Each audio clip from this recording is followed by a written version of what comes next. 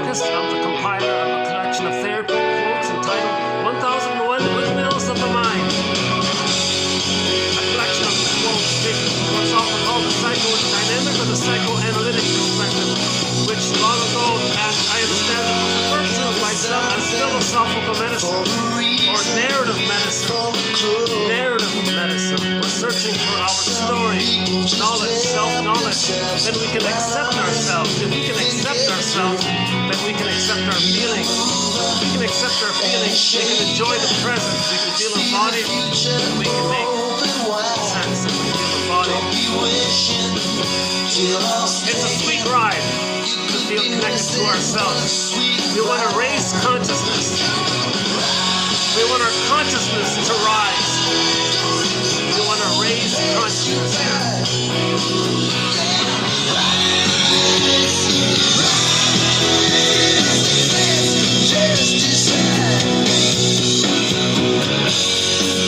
So just borrowing this classic rock song called Rise by the band Harlequin. It's off their latest album called Waking the Jester. Now the Jester character links with the trickster character, which links with the Hermes character, which links to the umbilical cord, which links to the medical symbol.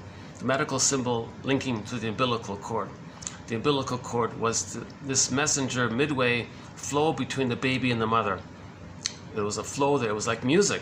Baby, cord, placenta, mother, mother, placenta, cord, baby. And it was musical, they said. And someone theorizes it's literally the baby experiences a prototype of music when he's in the water world, when he's in the uterus, in the amniotic sac, his eyes are closed. He hears mother's heartbeat. He hears the pulsating of the umbilical cord. And Mott takes it a step further. He thinks that the baby can hear the blood flow through the veins in the cord. There's the center vein that goes straight down to the baby, that feeds the baby. It sends everything that the baby needs, gets sent down, straight down. So think about the medical symbol, the staff, right? And while you're looking at the medical symbol, notice the two snakes that spiral up. Right? So in the umbilical cord, there are two veins that spiral helixly upward to the placenta, and that sends up the baby's waste elimination for the placenta to metabolize it. And then literally, the placenta sends down all of the goodness that the baby needs. Baby sends up the waste, receives the good. So two go up and one goes, and it's musical. Pulsating the cord, the heartbeat of the mother's beat. So that's why some people think that if the baby believes that he's a little god in the uterus, in the water world, oceanic feeling, oceanic bliss, oceanic oneness, it's a paradise feeling, he's one with everything, he's unico mystica, Shambhala, Shangri-La, some kind of paradisical blissed feeling. We don't know what it is. And he thinks, the theory is that he might be like a little god. Is he the universe? Is he the center of the universe? It's all about him. No one really has put forth any kind of argument that the baby believes that he has a sense of himself being inside his mother, who's in a separate person, and he has this sense that there's two separate people here. He thinks at that early place that it's just all about him, and whatever's around them is just either serving him or for him or is him or whatever. So if there is any kind of sense of otherness that early on, one quote was that it's the musical other. In the beginning was the sound was with the mother, and it was music. So that's why later on when people play music, as long as there's some kind of drum and okay, so there's the drum, you hear the bass, and you hear that whiny sort of melodic kind of thing, the ABC, one, do, re, mi, 1, 2, 3. As long as there's, right, those three make up music, I think, generally, right? Not a music major. It's going to remind us, unconsciously, uncannily, on some visceral bodily sense level, it's going to remind us when we were in the uterus, when we had our golden ball, when we felt one with everything, we had all of our feelings. Yeah.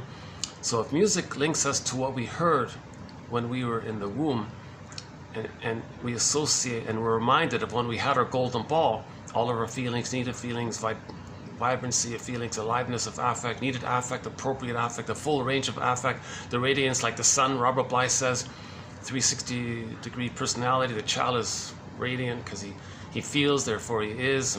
His feelings are in his body, he's embodied, he's making sense, he's connected to himself, he's alive. That's the normal sort of natural state. So music in the present can remind us of when we had that kind of blissful feeling when we had our golden ball. So somebody called music the master emotion, because it's going to remind you of the time when you had all of your emotions. And oops, hold on a sec. Yeah, I'm back. This little venue is turning out to be not so. I might be able to, let's see. You know, it's really hot down there. That's the issue. It's a great, you know, I could maybe, hold on a sec. Okay, I might be able to, let's wait a while because I'm still cooling off here. You know, it says 35 or 36, but with the heat index, it's in the high 40s. It's pretty hot outside. Yeah? Okay, never mind about the weather report.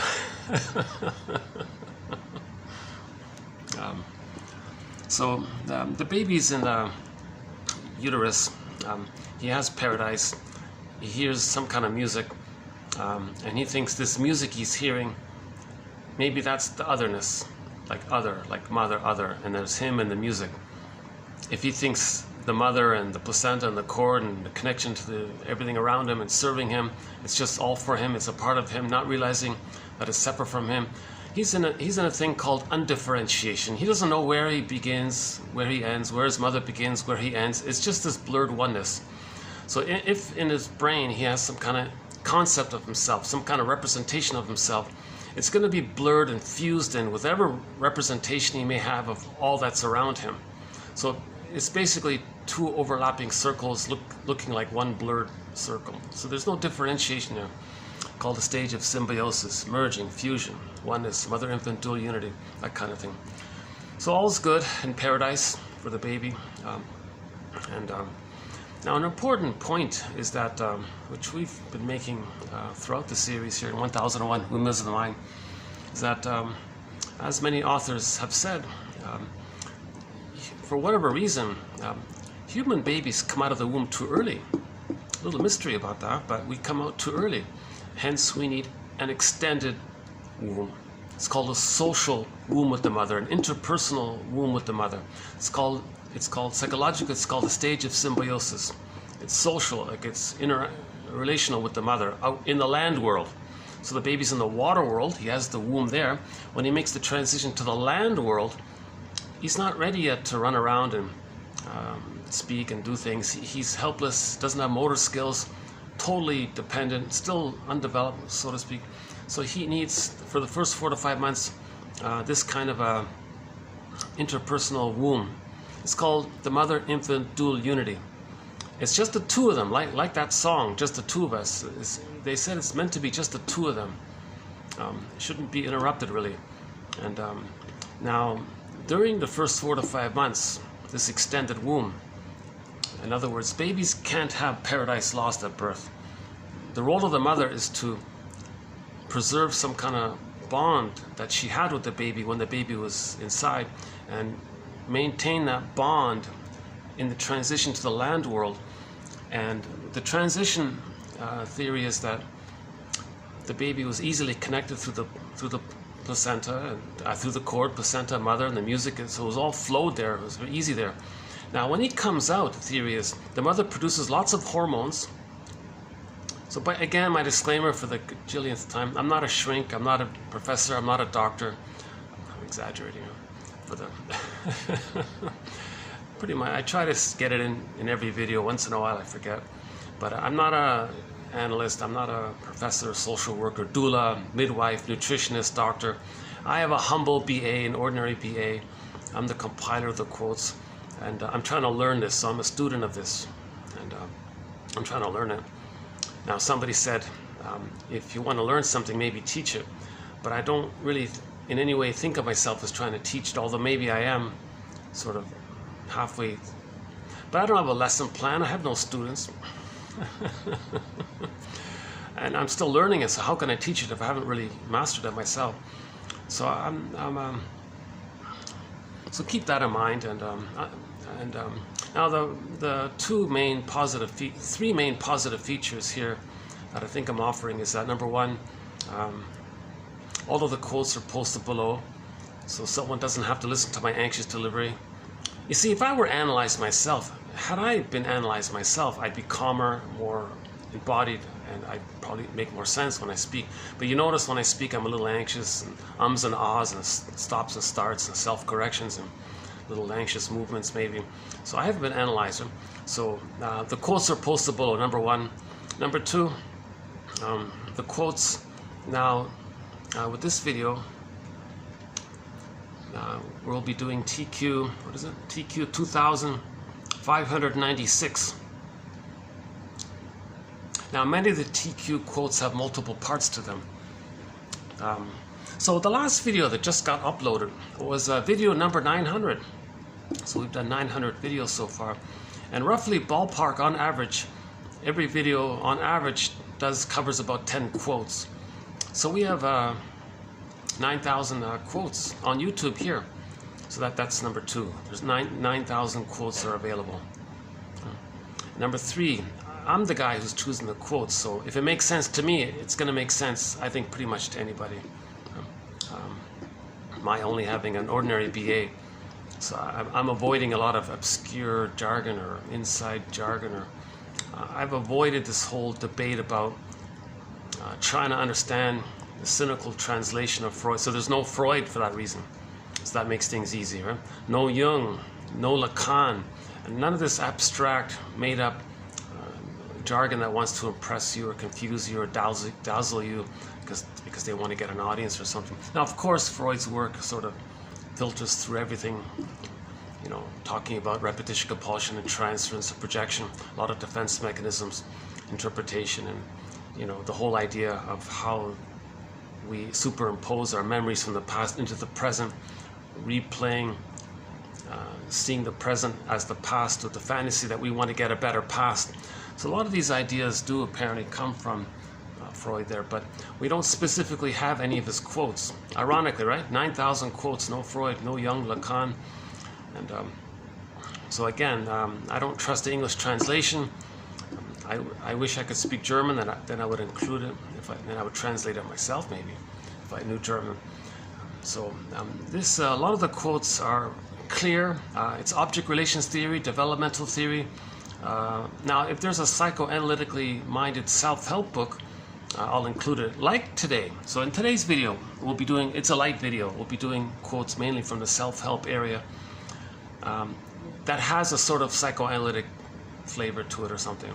Sort of in the midway there. It's not totally fluffy, and it's not too much into psychoanalysis. It's sort of in that midway point. So I think these ones here are in that area here. From the these guys are inspired by Eric Berne, the guy who wrote Games People Play. Yeah, so yeah, all of those games that Eric Berne lists in his book, those rackets, those repetition, compulsion, it's an attempt to recreate the fusion, the oneness. So let's go back to the oneness that the baby has in the paradise. So let's back up a sec. So the baby has the oneness with mother and everything around him. He feels bliss. He's unconditional hallucinatory omnipotence. All of his needs get automatically met. Something's reading his mind. Just you know, so he's that important. He's that powerful. He has an easy, happy life, I guess. No worries, no stress. But babies can have paradise lost. They can't accept reality at birth. They need protection. They need a maternal holding environment, a positive maternal experience. The role of the mother is to provide that for the first 4 to 5 months. Most in particular, that's the most sensitive time. The first 4 to 5 months, the baby needs an extended womb-like environment. It's a womb-like environment, just the two of them. Now, instead of the placenta being the mediator, the Hermes, traveling back and forth, it's the nerve endings in the breast link in with the nerve endings in the child. So there's a line there with the nerve endings. So theory about that is that when the baby's born, Klaus and Kennel emphasize that the mother produces lots of hormones to help facilitate the baby being able to latch and suckle and start nursing pretty much right away when he's born. Now other authors say leave the cord, leave the placenta. They belong to the child. They were his everything, really. And the cord is still pulsating, still alive, still sending food and oxygen and nutrients to the child. And the placenta is still there. So they said leave the cord and leave the placenta.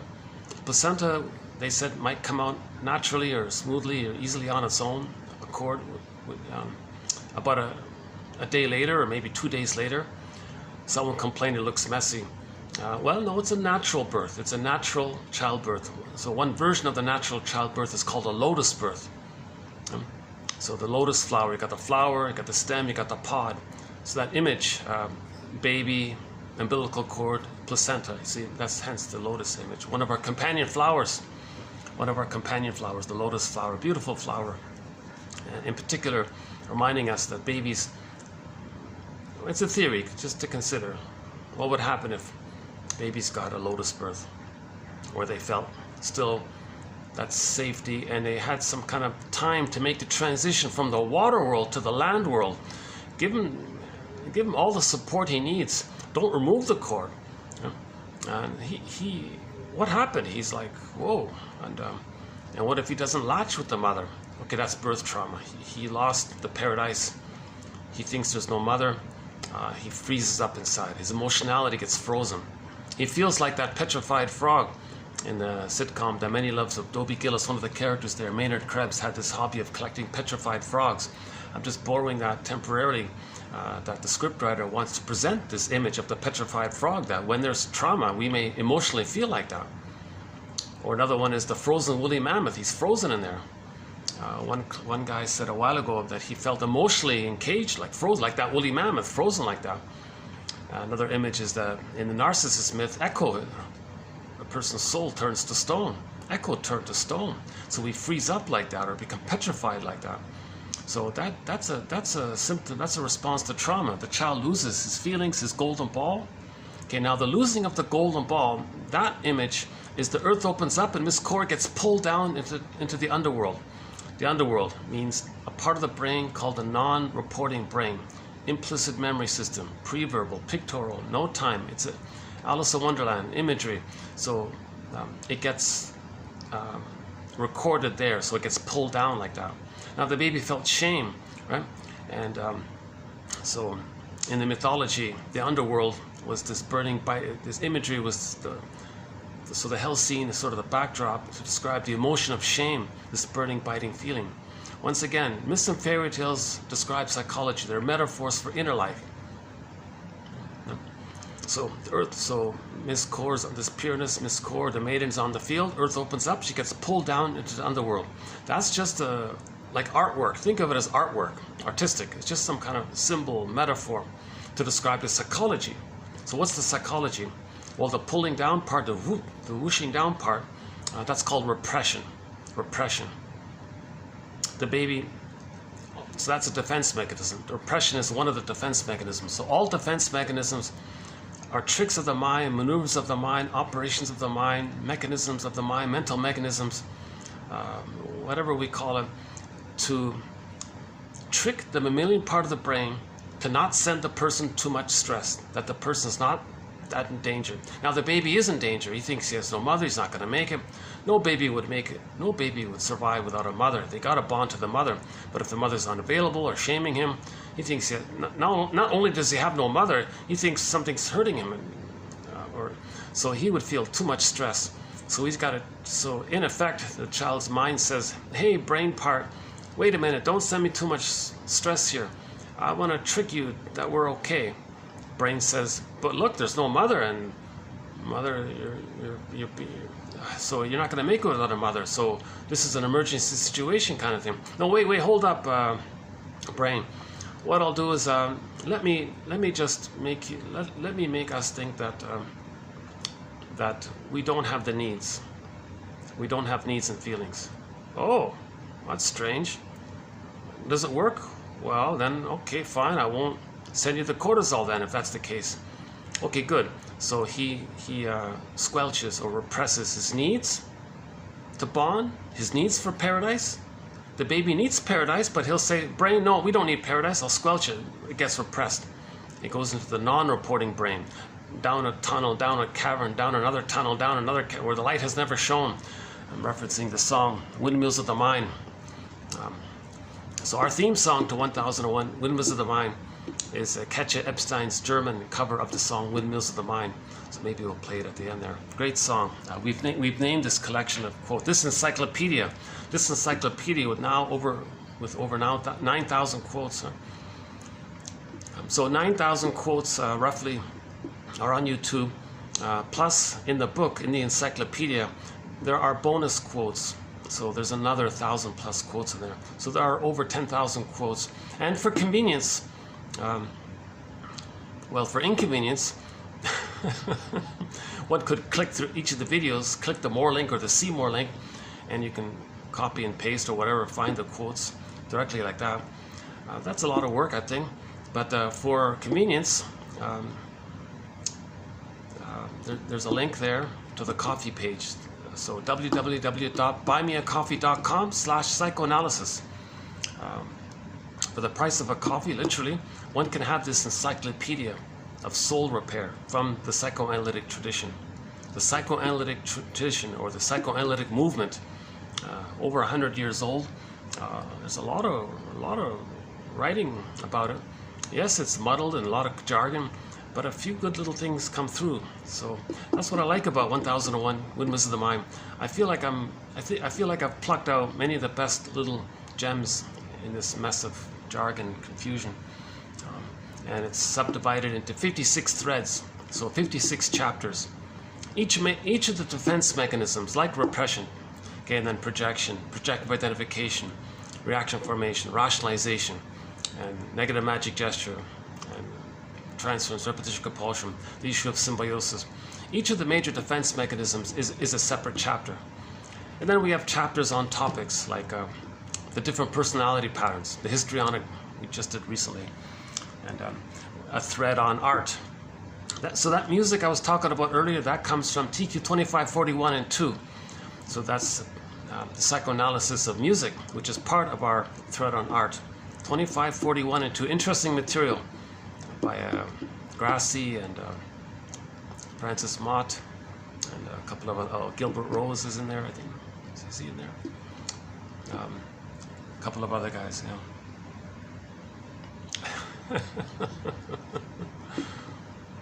In the beginning was the sound, Grassi says. Yeah, so we have a thread on prejudice, that's a major one. Religion, jam-packed with psychology, psychoanalysis of religion, that's a good one. And myths and fairy tales, that's a great one. So myths and fairy tales are like dreams, they're soul stories, metaphors for inner life.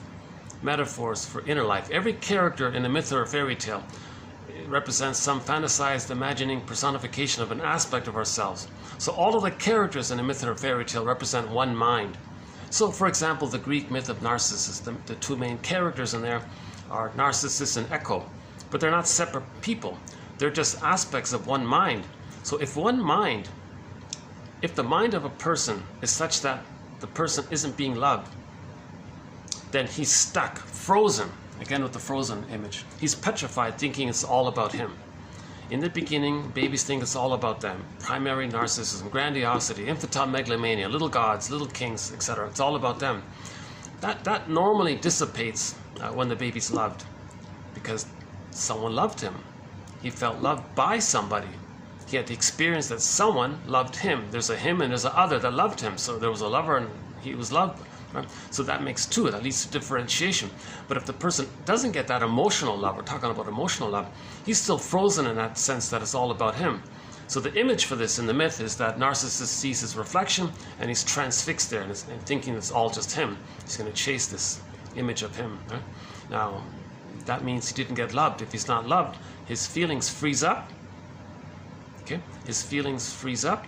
They disassociate, they split off to the corner there, and it's called Echo. In that myth, Echo turned to stone. Okay? So similar to the petrified frog, the frozen woolly mammoth, etc., he turned to stone. And by the way, he turned into that little white flower because he was in this illusionary, solipsistic, addictive-like, dreamlike world.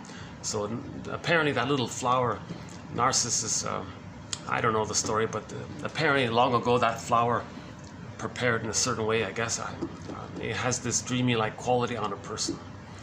And narcissus comes from the word narke, in ancient Greece or something. So the baby's in this like dreamy, it doesn't mean he's addicted, it just means he's in this dreamy, illusionary kind of thing or something. Just an approximation, right? Okay, so so let's go back to the birthing situation. So when the baby is biologically born, okay, let him still feel that safety. Okay, he's got the cord, he's got the placenta, so he's still got support there. He hasn't been removed from him.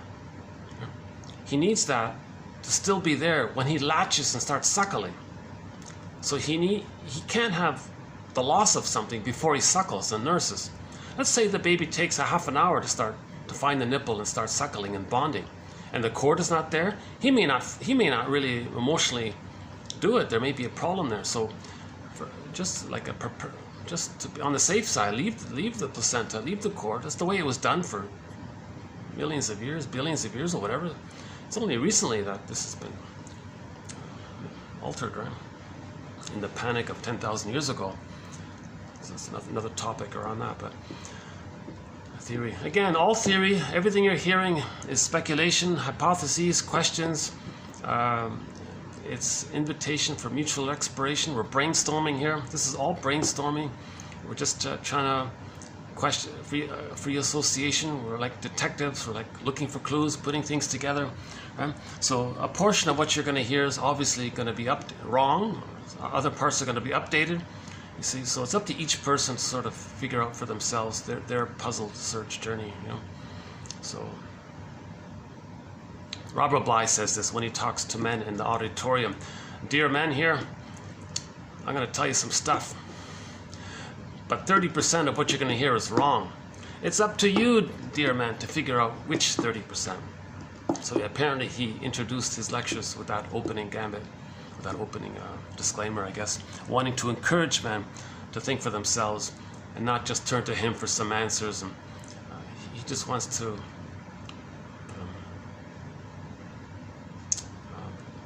he wants to discourage people projecting their need for a positive parent onto him. He said that in his lectures. I don't want anyone projecting good mother or father onto me. I'm dysfunctional. I don't want that. So to discourage it, he would purposely make himself foolish or to discourage people from doing it. And then he would explain it at the same time to raise consciousness. So he was a pretty good teacher, Robert Bly. He's got some very good audio material, widely available, easily available, called shadow work, called Shame, the tapes on shame, the tapes on the shadow, a bunch of tapes on myths and fairy tales, mainly that Iron John one. All of that poetry stuff, I'm not familiar with the poetry. I didn't really get into his poetry, but his psychology side I found helpful. He's very humorous, and he has a kind of like a playful, humorous side to him.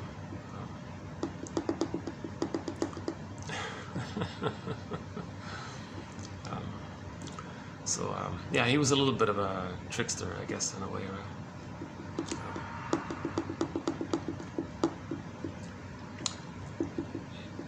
You know, I think people covertly appreciate him, but to save face, they say, "Oh yeah, he's a great poet. Oh, he's a Greek poet. Yeah, I love this poem." They don't care about the poems. They like the psychology, but they don't want to admit it, so they refer to the psychology part, the poetry part. But I think his real energy is the psychology part. Anyways, enough about Robert Bly, but he is a sort of a guest mentor, and we use his metaphor about the bag a fair bit. So the golden ball, when the baby is traumatized, his golden ball gets put into this bag. The bag is a symbol for the non-reporting brain. The non-reporting brain, the part of the brain, the implicit memory system. We're not aware of it. It's unconscious. We don't see it. It's like the shadow self, the shadow side. We're not aware of it. So it's like this bag. It's like shadow. We drag it behind us, not aware of it. It's a symbol for part of the brain that we don't know what's in it. So we don't know what's in the bag. So the golden ball goes in the bag. Okay, Robert Bly says, yeah, and we carry this bag all of our lives. So we spend the rest of our lives trying to get back the golden ball and everything we put in the bag. That's one of his main metaphors for shadow work. By the age of 5, so much of who we're meant to be, our true self potentialities, and who we would be had we been loved properly and got a secure attachment style, and got the psychological birth and differentiated from the mother, and received kind of some support for our autonomy, and in other words, where we know our gifts and our uniqueness, and being an elder late in life, and being embodied and feeling joy, the serene, inexhaustible fullness of being able to mourn, being able to have abiding love, mutual two-people relationship, making I statements.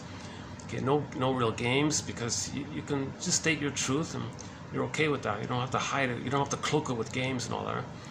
So a lot of this real self, true self potentials, capacities gets put into this bag. And Robert Bly says, what if in some kind of metaphysical imagining we were to create, like in literature, just like a fantasy theater, like a fictional story, what if we were to create a character that has and possesses and embodies and represents all of our disowned traits? Well, that character is called the double self, the secret self, the second self, the shadow soul. It's the one who walks with me, who's not like me, who is me. Someone's living my life and I know nothing about him. Okay? So it's a character. And one guy, Darrow, calls this character the skeleton character. He says in his little story from long ago, you want to welcome the skeleton to the fireplace and dialogue with him. Treat him as an honored guest. It's you, right? You don't see him really, but it's you. You want to dialogue with yourself, in other words. Aspects of yourself you don't know, expressed in this character that represents aspects of yourself. He's your double self. Again, the double self is you, but you don't know it. It's all of you that you don't know put into a character. Your double self, your second self, your secrets, it's you, right? So there's this, now this dialogue is the Hermes. So that's the medicine symbol. The profession, the medical profession uses Hermes as the symbol for healing. It's narrative medicine, right? So, right, the medical symbol is Caduceus. It's the umbilical cord. The staff is the center vein in the cord. The two snakes are the veins that spiral up. Okay. Now Hermes, when he flies around, is carrying the umbilical cord. So this is like that flow there. So that means we want to have a dialogue with our double self. Okay. In the popular, the Phantom of the Opera story, right? The singer goes into the basement, meaning tries to face what she doesn't know about herself, what's in the unconscious, and there's her double self. That scary dude is not some external separate character. It's just some fantasy, sci-fi fantasy character who represents, who embodies her. It's her pain, shame, and it's her. So she dialogues with the phantom character, accepts what she learns, accepts the pain, shame, and rage that she feels. She owns it. Okay, that's her feelings. It's links to her feelings, linked to identity. I feel, therefore I am. So when she accepts those feelings, she's more embodied, comes on stage, and is a better singer thanks to that dialogue. So that dialogue is the Hermes quality. So this process of dialogue, it's going to mean it's narrative medicine, narrative truth. Narrative truth, we get back our feelings. So we want to have this dialogue with ourselves. So in literature, it's mainly the double character in the literature story. For example, the play The Student of Prague, as described by Otto Rank in his essay entitled, short little essay called Double. I highly recommend reading that little essay called The Double by Otto Rank. He bases that essay on the story The Student of Prague, a play, which they also made into a silent film. Based on the essay, it's about a guy who bumps into this other guy. This other guy is a fantasy personification of his own disowned traits, but the protagonist didn't realize it. The story was, he was meant to dialogue and befriend himself. He didn't. He rejected himself and he quarreled with himself. And when he hurt himself, he was hurt. On the tombstone it said, here's a guy who wrestled with himself and lost or something, didn't get it. So that was the teaching parable. So the viewer of the silent film, or the reader of the play, or a reader has like an observation. Oh, I see, we're meant to dialogue with ourselves. Like the singer in the Phantom of the Opera, she dialogues with herself voluntarily. So we're meant to do this voluntarily. If we don't, we're hurt by it. the skeleton character saying, I want to talk to you. Okay, I'm here, I'm all ears. So, and he's going to talk to us. Now, if we don't talk to him, Berger says he's going to convert into the puppet master. He's going to just control us to make us in the present, distort the present, misuse the present, right? And misperceive the present, to replay the trauma in the present, to make us aware of the trauma. So we're so stubborn that it has this like forceful quality. It's called repetition compulsion, like a compulsion. So the puppet master is compulsing us to distort the present, to get us again, to replay the past again and again and again, until we finally say, oh my God, is there some part of me that's making me do something in the present that's like some kind of communication for me to see what happened in the nursery, where the trauma, about that there is trauma? Is that what this is going on? Is repetition compulsion synonymous with trauma?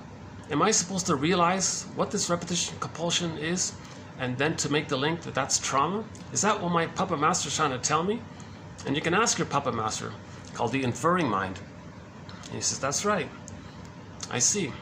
So why are you making me repeat it? Well, I want you to know that something traumatic happened in the nursery. There wasn't a secure attachment style. You were afraid and you froze up. Well, so what that I froze up? Are you kidding? The puppet master says. Then you feel unreal. You go through life living the provisional life, feeling that life is on hold, like that woolly mammoth. Okay? Unlived life, provisional life. Life's not a dress rehearsal.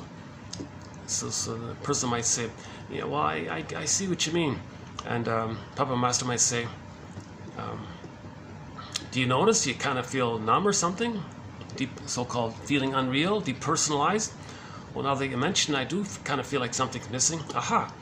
So what do you feel? Person says, I don't know what I feel. Puppet master says, he'll quote Elvin Samrad in our collection here. So the puppet master is holding 1001 Windmills of the Mind. Well, look at this person. You, me. Read this quote here. Elvin Samrad, when you're not feeling something, or you don't know what you're feeling, that's when you're hurting the most. And we are never not feeling something. You're hurting the most when you're not feeling. You're numb. That's why you freeze up. That's the trauma. That's psychic pain, emotional pain. Puppet master says, you know, nature tells me that there's this innate drive for healing. So I'm just cooperating with this, the organism's drive for healing. I'm trying to heal the system here. I'm trying to heal you, the organism, us, all of us, to heal the person. Conscious part says, well, how's that work? How are you trying to get us to heal? Well, I need your help here. I need your cooperation. You're the conscious mind. You're the captain, right?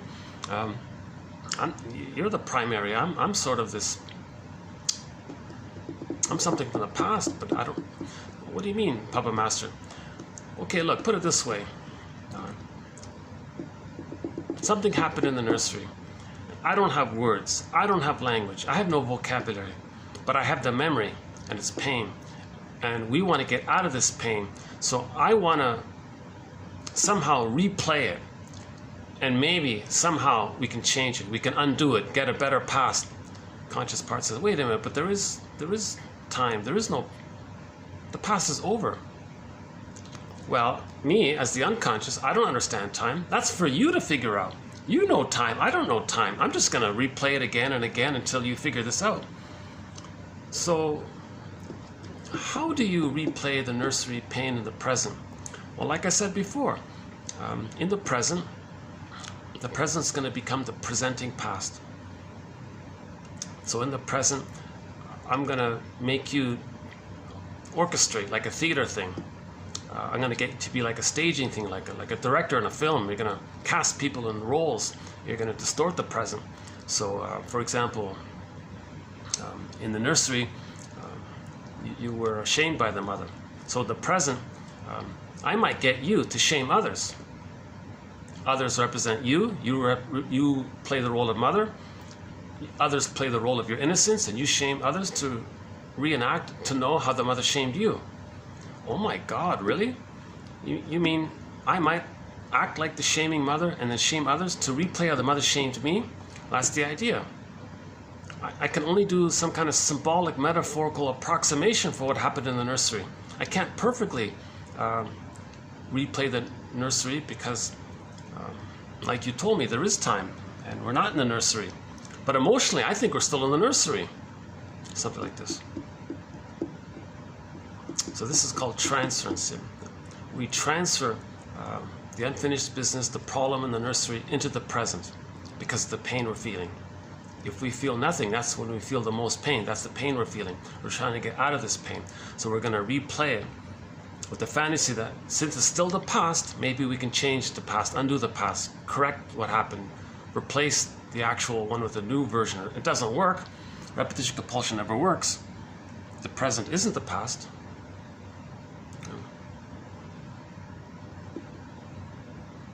So this staging thing that the puppet master is getting us to do in the present, we can say it's like a mirror, like a theater thing. So just like you go to the theater, it represents something. So our life is like a theater thing to represent the nursery experience. From the Greenberg film, put it this way, from the Greenberg film, quote, the shrink said to the guy, "You have trouble living in the present, so you dwell in the past." Okay, so the present is the emotional past. He's not enjoying the present because emotionally it's still the past. He's transferring the emotional past into the present. He's not enjoying the present. The present is just like it's not going to be enjoyed for the present. The person can't enjoy the present. He doesn't have his golden ball. In the Disney movie Inside Out, joy and sadness got zooped away. Joy wasn't there. He can't enjoy the present. He can't enjoy the present. There's no joy. He can't enjoy the present. He's stuck in the past. So he's dwelling in the past. So in the present, cognitively knows the present is the present, but he's going to emotionally relate to people and things in the present as if it's still the nursery, in the emotional past, because the pain he's feeling is called unfinished business. He wants a better outcome. He wants to replay repetition compulsion. So again, Edmund Berger's metaphor for this: every neurotic, so neurotic, neurosis, petrification of an infantile conflict that's repressed. So repeating the past in the present is neurotic. Not enjoying the present, sabotaging the present, just to replay the past, that's dysfunctional, that's neurosis, that's dysfunctional.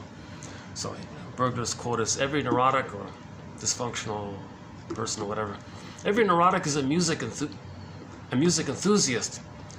He's a music enthusiast, actually, by nature, had he been loved. But every neurotic is a music enthusiast, but he only has one record. He carries this one record, this traumatic script, this psychological imprint, this mental template, this architecture that he created of his painful memories, and he presses it onto this record like a pressing thing. He has only one record, one of those LP long playing vinyl music disc records that you play on like a vinyl, like on a record player. The old Victrola players, the old gramophone players. Right? So he says, every neurotic is a music enthusiast, but he only has one record. He carries this one record with him everywhere he goes. In every new situation, every time he sees a new record, every time he sees a record player, he spins off that old record. He's doing it again and again. He's stuck in the past. He's stuck in the past. He's frozen. Petrified frog, woolly mammoth, turned to stone. He's petrified. So he's going to replay that interaction. So what was the interaction? Had a need? Had a feeling? Mother said no, it got squelched. That's the trauma. Lost his golden ball, froze up. That's the pain. Okay, we got to get out of this pain. So replay it. And how do you replay it? Okay, there are two ways to reenact the trauma with the mother. Two ways, as I currently understand it. One is called direct, the more benign version, where in the present, you just goad people, or get people, induce people, be passive-aggressive, being annoying. It's easy to do, right? Just to convince people to not like you or reject you. To replay directly how the mother rejected them. Right? So you can be passive, for example, a person can be passive-aggressive, okay? Passive hostility. They get angry, then they reject you. Okay, they replayed how the mother rejected them. So mother said no to the baby's feelings and needs. You make yourself so unappealing and you coax others to finally say no to your feelings and needs. You just replayed it. You're going to replay it again and again. Again, the fantasy is that when they replay it, that somehow magically they can go in some kind of time machine, travel back in the nursery, and get the proper needed outcome. It's ridiculous, it doesn't work. There are no time machines. Should I go off on this side? You know, it's funny I mentioned that, because just before starting this video, I saw this little clip with the actor to the movie Back to the Future, Michael J. Fox, right? And, yeah, because he was in a time machine, right? Yeah, what a depressing interview. I just saw like a 1 minute, 2 minute clip of him being interviewed. The lady was so sadistic. The lady was so... She wanted to be narcissistic and wanted to be seen and accepted and be seen. So she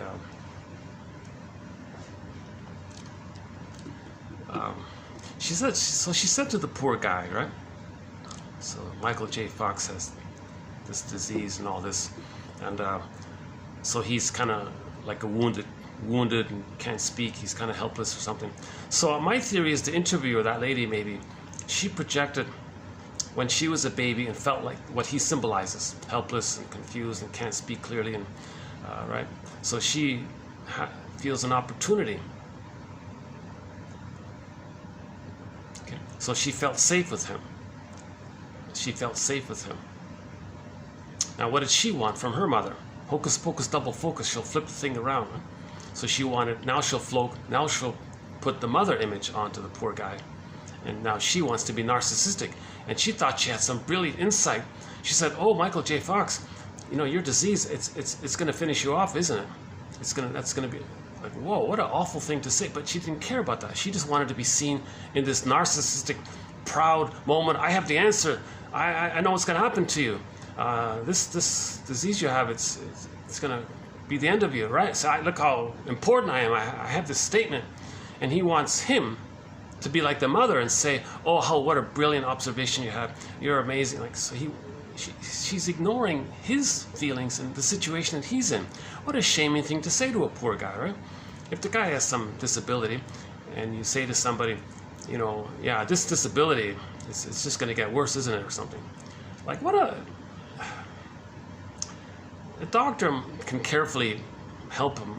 He can't. Like, it was awful. And I looked at the comments section. Yeah, sure enough, there were people shocked at this cruel thing to say to the poor guy, right?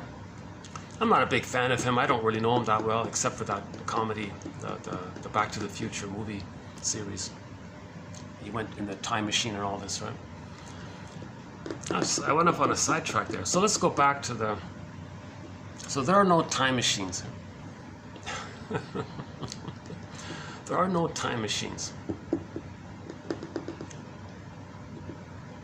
It's this verdict of reality that makes the work of mourning so painful. So we've got to accept the reality that the person as a child didn't get the proper loving mother that should have been there. The greatest hurt of all, mother failed me. It's this verdict of reality that makes the work of mourning so painful. Okay, so 90% of the babies in North America, by one estimate, are not getting a secure attachment style. They're not getting a secure attachment style. They're either traumatized between birth and 18 months. Those are the stingers, or they're traumatized a little bit later on between 18 months and 36 months. Those are the clingers. Just to keep it simple. Actually, in today's quotes, one guy here says, if they're traumatized before birth and 18 months, he calls them the surviving adaptations. If it's between 18 months and 36 months, or post 18 months, he calls them the performing adaptations, more about performance and wanting approval. But trauma before 18 months is just more about survival. So joy and sadness in the Disney movie Inside Out, when it got zooped away, what was left at the console? Fear and anger, mainly. The character discussed for most of the film was mainly distaste and dis-smell, the physiological response. So it's mainly the amygdala, the survival personality, the stress response, fear and anger. So first there's fear, but it's overwhelmed, it clicks to anger. So it's the secondary, so hypervigilant, hyperreactive, impulsive, either or, useful or nothing. Splitting is very strong, always survival, right? extreme prejudice is there, extreme reactivity, impulsive, right? So that's just survival, always hypervigilant survival. So that's like a secondary byproduct response when the normal condition is failed. The normal condition is that joy and sadness are at the console, and joy runs the show. Joy runs the psyche. Right? The natural, normal temperament for us is that when we're loved, we feel this calm joy. No, we don't. Joy not meaning this excited, thrilling feeling all the time. It's this serene, inexhaustible fullness of being, this sense of embodiment where you're connected to your golden ball. So there's a little bit of a radiant, like warmth coming from within. Maybe there is like a little glow or something. So that's like the joy feeling. So joy is the normal primary condition. That's the normal state. That's the natural normal state of Homo sapiens, is to have that sort of joy place. And it's a tolerant personality. It's a kind, caring, affectionate, warm, empathetic, understanding, broad-minded, loving personality, basically. That's the normal temperament for Homo sapiens. Actually quite kind and normal. But if there's trauma, and joy is missing with the trauma, then the secondary response kicks in, the amygdala, fear and anger and all that, right?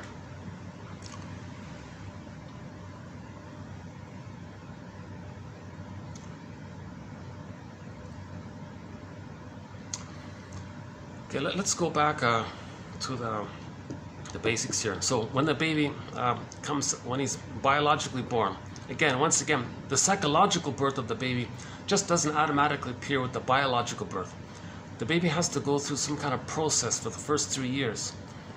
The first part of that process is the extended womb, the extended interpersonal social womb, mother-infant dual unity. Paradise continues. The bliss continues. Okay, the baby needs that. The baby doesn't get that first 4 to 5 months. He'll end up with one of the survival personalities. Okay?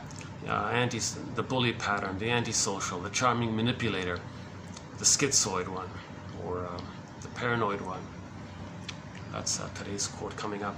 So he could end up with the Iago pattern, filled with envy. He can end up with the bully pattern, just extreme effort to frighten and control because they can't accept any kind of loss. So they want to control to not feel loss. Because to feel lost, they feel like what they would feel, what anybody would feel if there's no mother. So if the baby doesn't bond with the mother, really, they're going to be more belligerent. Or a more detached, cynical version is the Iago pattern, where they don't want to see goodness anymore. That's the envy pattern. So we talk about these patterns. So those are separate threads, by the way. The Iago pattern, the bully pattern, and the narcissistic pattern. So the narcissistic pattern is slightly better off because he does merge with the mother, but it's negative and he can't leave her.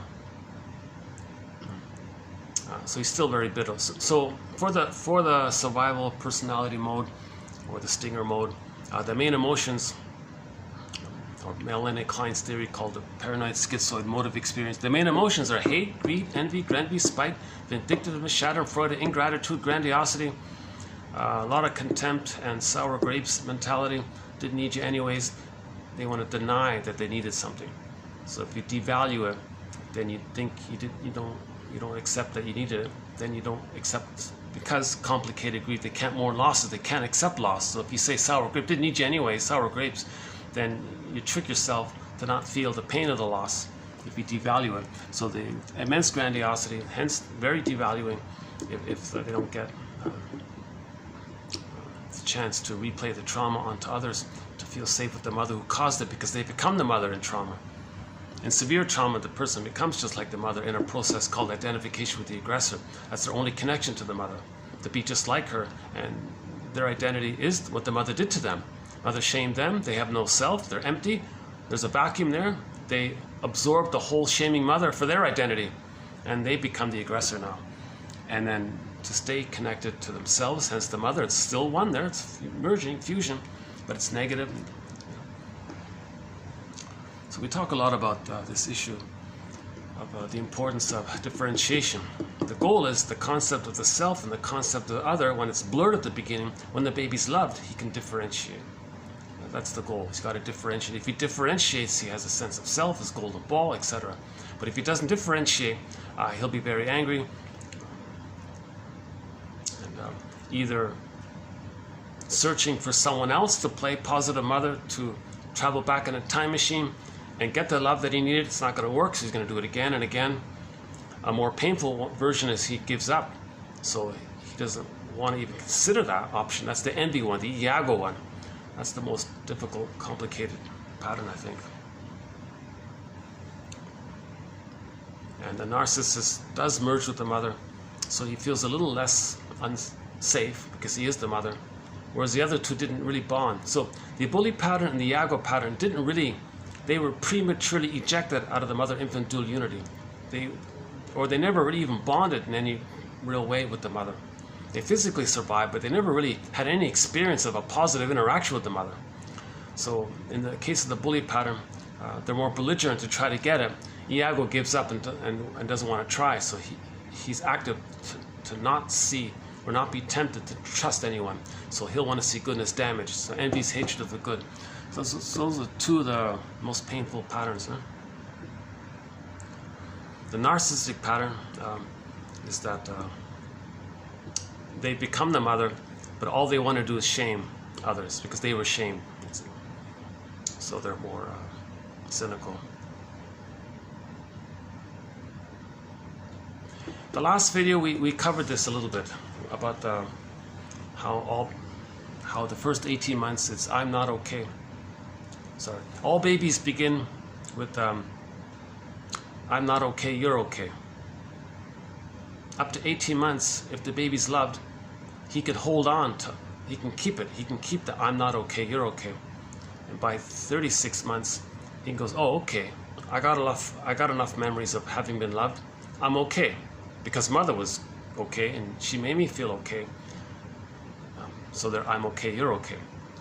Let's back up a sec. So for the first 18 months, if the child can't hold on to the basic I'm not okay, you're okay, if it's too painful, and he does a very desperate thing, he'll then suddenly say, he'll project his I'm not okayness. He won't accept it. There's too much cortisol. He puts it out. He projects it and says, you're not okay. He's talking about himself, seen onto others, projected onto others, to deny that it's within. So his attitude will be, oh, I'm okay, you're not okay. So that's the stingers. He always says he's inflated and still thinking he's a little god. He wasn't loved to lose the grandiosity, so he still holds on to the feeling that he was a little god, it's all about him. His wounded soul, he sees onto others and says they're not okay. Again, when a stinger says you're not okay, they're talking about themselves seen on outwardly to not accept that it's within. So projection means something that's within, it's too painful to admit, you put it out and say they have it, it's not within. So they project a lot, immensely. They project all the time, they project a lot. They don't want any kind of emotional truth, acceptance about their soul. So-called deficiency in emotional self-connection or something. It's just so empty, they just say others are no good. And as they keep saying others are no good, they maintain the inflated fantasy image of their little god.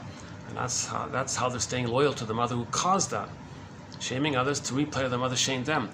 So if trauma is consistent between birth and 18 months, where the child gives himself up, so to speak, and forgets about himself, his self is so shamed and so devalued, and so he puts it onto others, identifies with the aggressor, and then hates feelings, hates the soul, hates anything that represents feelings or truth to your body or truth, I mean the feeling self. Now, if so those are the stingers, right?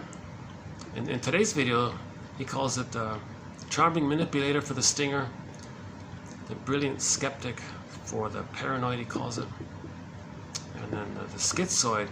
See, he puts a positive spin on it. He calls it the creative daydreamer for the schizoid. But the negative on the spectrum, the negative one is the Iago one, but maybe the most positive one is the creative daydreamer. So they're detached. The bully pattern, it's the scaring others and all this, hurting others and all this to get a response, to have the fantasy that in the nursery mother would have responded, hence there would have been a mother. So they always want a response from others. So they'll be, that's all they want, the frightened response from others. Oh, mother responded. So they do it again and again. That's the bully pattern. So they want lackeys around to respond to them.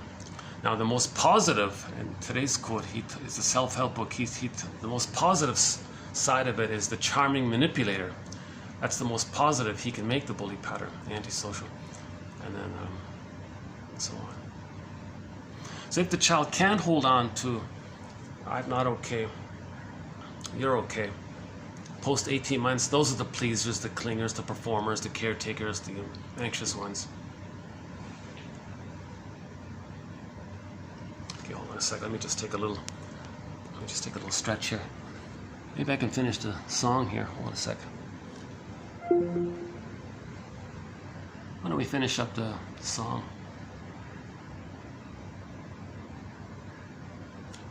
No.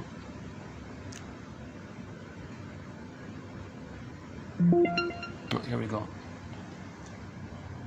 Maybe you should just take a step outside your comfort zone. There's a winner, there's a loser. Think it's time you picked a side. Don't be sorry or mistaken. You could be missing one sweet ride. Come on, rise, rise, the best you got. Yeah, rise, just decide.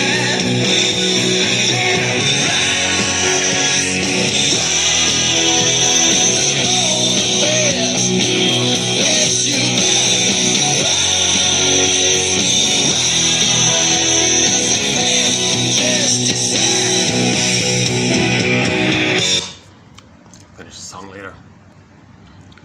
So let's continue to try to raise some consciousness here. I feel like I'm rushing things a little bit. I've explained this more clearly and more slowly in previous videos. And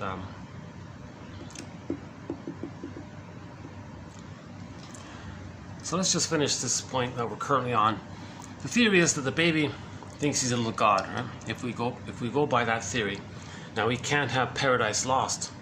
He comes out of the womb, and mother's misattuned, and the bottle is there. No line, no reverie. There's no line there. So it's broken, relating to a stone. No response, no feedback. The music is broken. So the paradise is broken. Quarters are moved. Where's mother? It didn't latch yet. This whole he freezes up inside.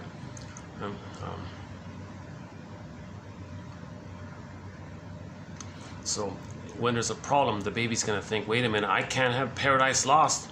I need my paradise to continue so I can develop, feel safe, be loved, be fed, emotionally fed, and have the memory of having been loved. And then I feel safe to separate from the mother. And when I separate from the mother, now I'm moving towards getting to know myself and having my identity, embodiment, connection to myself. So the first stage is he's got to be emotionally fed. So he needs the paradise to continue to be emotionally fed. Okay, mother's reverie, mother's positive regard for the baby, mother's consideration for the baby. So the mother's attitude and regard for the baby, because of the line is being there. How the mother treats the baby, the baby's brain networking wiring is getting laid down. The neural networking is getting laid down because of the fusion. The brain is malleable. It's laying down the circuits based on the experience with the mother. Okay, so human connections lead to neural connections. So if the mother sort of has a certain presence towards the baby feels, oh, he can feel present to himself. He can accept himself. He feels present to himself. If the mother soothes the baby, okay, then the wiring gets laid down. It's a part of his brain. Then he can regularly soothe himself. He can regulate his so-called affect regulation. He can manage his feelings internally because he can draw on that bundle of neural synapses that becomes a part of his permanent sort of brain structure kind of thing. So the baby needs this positive interaction with the mother. So if that's failed for whatever reason, babies are moved and all these, that'll do it. The bottle, that'll do it. Mother's not being there, mother mishandling the baby, or if the bonding and the latching and the line, that'll do it. So the baby's going to say, oh my God, I got to fix this situation. Babies, I got to, if the mother's him, and he's a god. He's got to fix himself. He's got to fix the mother. So he'll try to save the mother, correct the mother, heal the mother, make her be a loving mother, make her be attuned, normal, loving, caring mother. Transform a dysfunctional, traumatized woman, make her be a loving, healthy, normal mother. He's going to try to save the mother, correct the mother, because he needs the paradise. So he's going to try his very best. He'll try his very best. He'll make whatever self-compromises he has to in the effort, in that pursuit, to save the mother. So if the mother says, I don't know what you feel and need, okay, fine, mother, I'll squelch, I'll freeze up inside, but does that help you? And will you change your ways, and then I'll get back my feelings? Will that work? The baby tries, it didn't work, it failed, and he's frozen. Child thinks, oh my God, I did everything. I gave up my future happiness. I gave up being able to enjoy the present. I gave up knowing my interests and having normal, and to be an elder in the future. I gave up kind of a meaningful, feelingful existence, and I gave it all up to please the mother, and it didn't work. I tried everything, and it didn't work. And he finally concludes, wait a minute, maybe I'm defective. Maybe I'm just a defective person. So he thinks he's flawed or defective. That's his identity. That's called unconscious shame. Yeah? So three parts. Part one is he thinks he creates everything. He is everything. He's the universe. Everything serves him. So he's got to fix to get his paradise. It didn't work, so he thinks he couldn't do it. So he's flawed. That's part one. Part two, because of the fusion and the oneness, the mother's flawed. The baby doesn't say, well, that's the mother and she's flawed, I'm okay. There's no differentiation, it's all him. So if the mother's flawed, he thinks he's flawed. So that's part two. He thinks he's defective. The mother's defectiveness, he thinks it's his defectiveness. That's part two. Part three, insult to injury. He's got to make it up that the mother's good so he can feed with the powdered stuff. He's got to lie and make it up. He can't even accept the reality that the mother shamed him. He's got to make this big lie and say, oh, the mother's all good. And then to account for that, he thinks, geez, did I do something wrong? Am I guilty to her? Did I commit some kind of invisible crime to the mother? Hidden guilt, geez, because I'm defective and I did something wrong? Unconscious guilt layered on top of the unconscious shame. So the conclusion is the mindset that all babies begin with, I'm not okay, you're okay. It's temporary. It's meant to be just for the first few weeks. By the age of 4 to 5 months, it's resolved. But if it isn't resolved, it continues. By 18 months, he can't take it anymore. He can't hold on to this, I'm not okay, you're okay anymore, because he's being shamed again and again, right?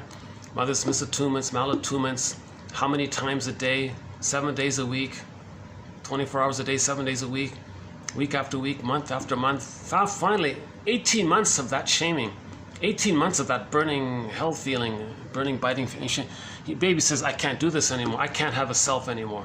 I give up. I can't have a soul. I can't have a self.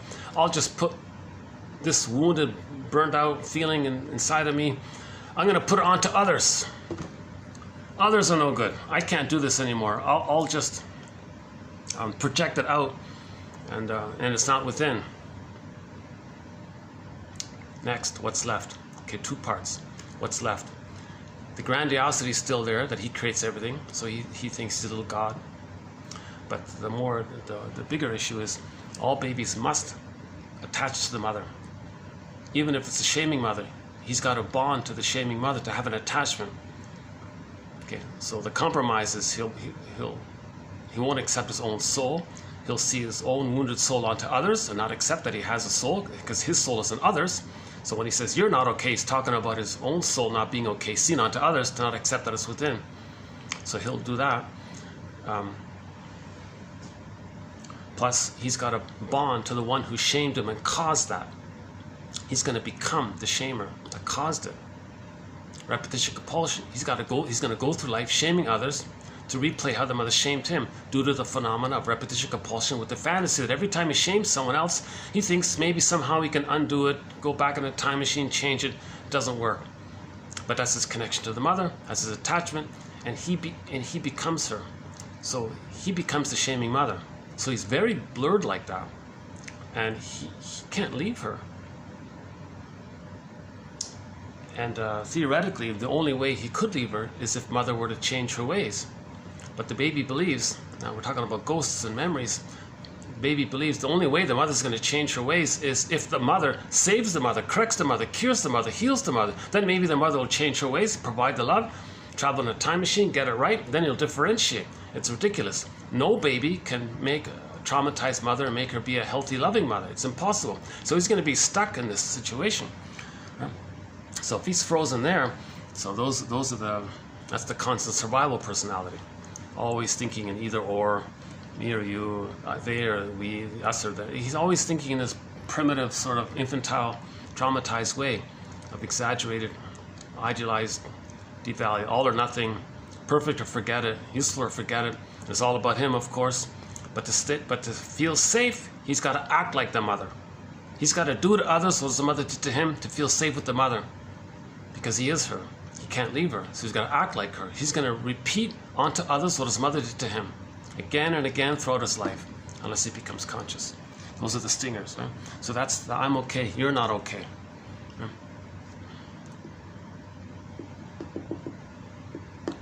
So we talked a little bit about that in the past videos. Now again, as mentioned just a few minutes ago, if the baby is not that abused, and he can still hold on to his soul post 18 months. After 18 months, and he can still keep that position. I'm not okay, you're okay, and he's frozen there. Okay, then he's not that obsessed with survival too much. He's more obsessed with pleasing and winning love and being accepted, and so he's still very childlike. He still wants approval.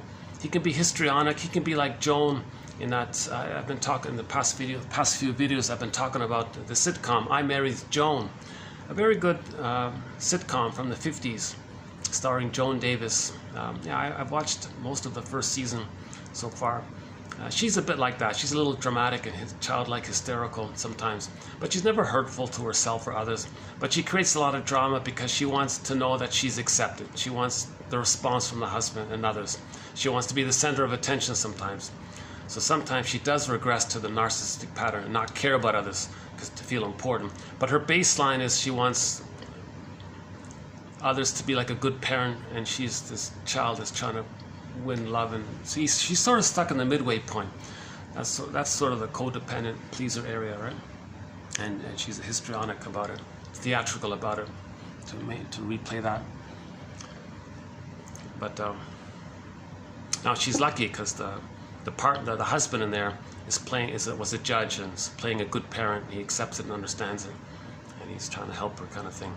And sometimes because of that, she elevates to the healthy place. So there are scenes in that show where they're equals and they're peers. Those are the nicest moments in that show. But if that Joan character,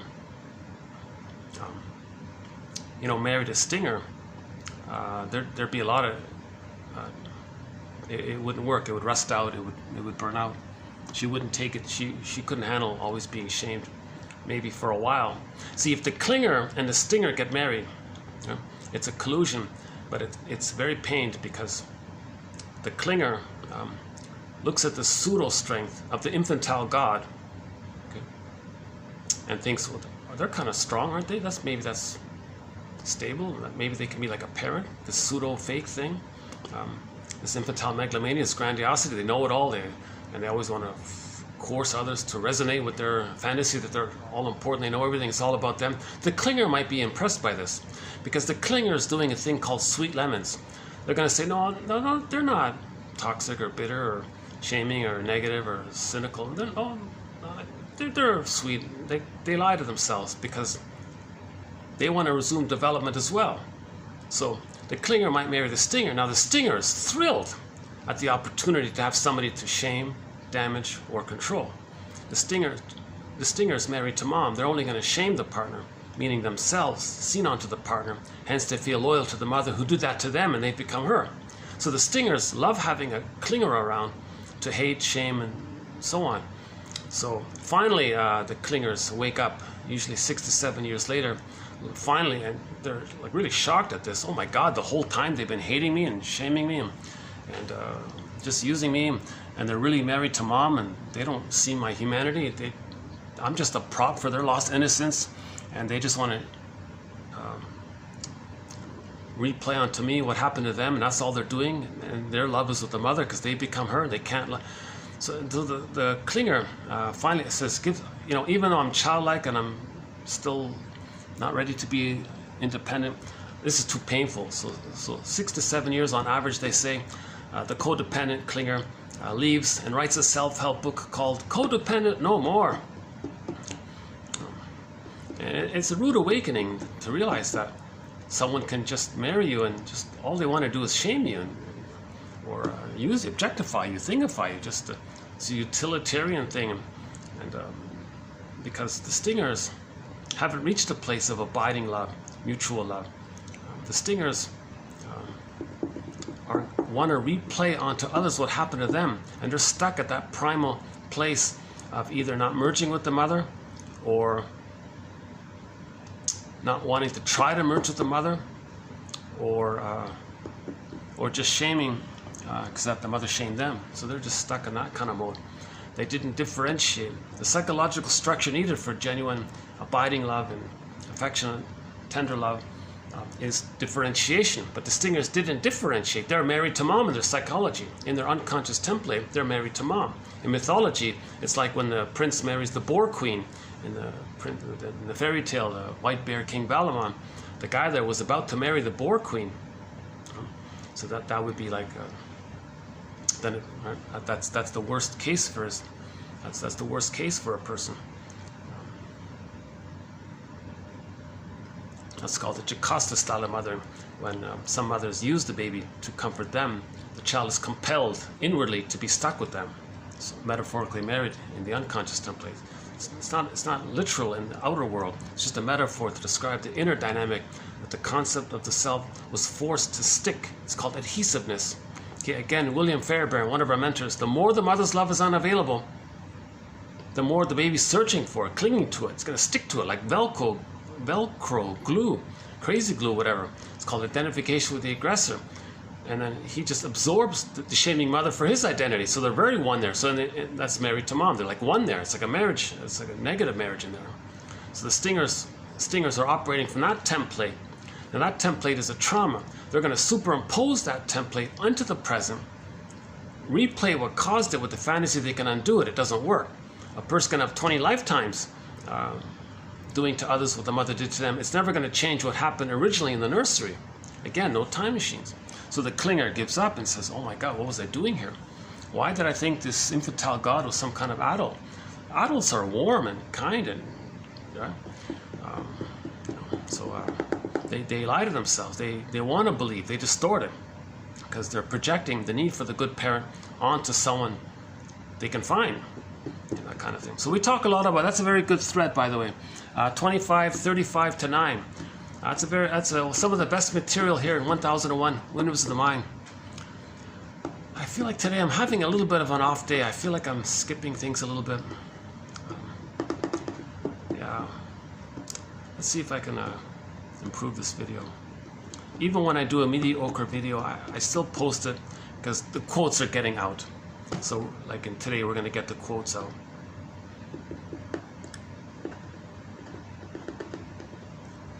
Maybe what I can do is just start in with today's quotes and pick up on the theory of the goal of psychoanalysis. Narrative truth, putting to words what the puppet master is trying to get us to stage. It's nonverbal communication. Repetition compulsion is nonverbal communication. It's acting out. Put words to it. Then that moves towards building the nest, building the basket, then the feelings come in. Then we're healing when we get the feelings. We repeat because we lost the golden ball, looking for the golden ball. When we find the golden ball, we stop repeating. The goal of therapy is to get back the golden ball, meaning I feel, therefore I am, I'm in my body, I make sense, I'm connected to, I can enjoy the present. You can enjoy the present. You're connected to yourself, then you have access to your interests and your uniqueness, and you can express your real self. That's meaningful. It's meaningful to know yourself and to express yourself. It's never at the expense of someone else. If you're expressing your heart, it's never at the expense of someone else. That's meaningful. It feels fulfilling and so on, right? So that's what we're looking for. We're looking for the golden ball. If we don't have the golden ball, we're not in our bodies, really. If you're not in your body, you're not making sense. Literally, says Kristen Wilson. It's disembodied discourse that causes problems, because in disembodied discourse, everybody's distorting the present, competing with everyone. You play the good parent, I need it in the nursery. No, you play the good parent, I need it in the nursery. And they're competing, and it's confused. What are you doing? What do you want? No one even knows that they're trying to find merging with someone else. It can't be done. You see, you can't travel back in a time machine. Plus, nobody in the present can be the mother in the nursery. And everyone's trying to compete for this kind of chaotic, unfinished business with the mother, with others in the present. So nobody's making sense, really. Robert Bly calls it sibling society, you know, all squabbling siblings kind of thing. Where's the good parent or something?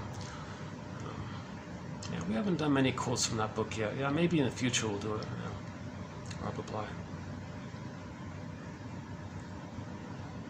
So in the falling in love, the conclusion was, if somebody in the present, you meet somebody in the present who psychologically has a psychological mind or demeanor or personality or something about them or some traits, it could maybe just be just a physical appearance maybe.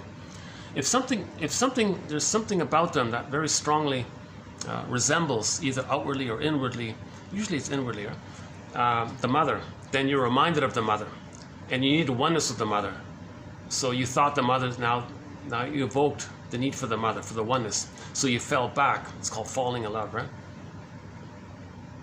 So falling in love is also called infantile love, passionate love, romantic love, infatuation, puppy love, spellbound, bedazzled, love trance, because you revive the need for oneness with the mother, either when it was there in the womb or shortly afterwards, or you're getting it for the first time. So you're really spellbound if you're getting it for the first time. Like, wow, that's the honeymoon period. You fell in love, loss of time, oneness, and you're the one. I can't live without you.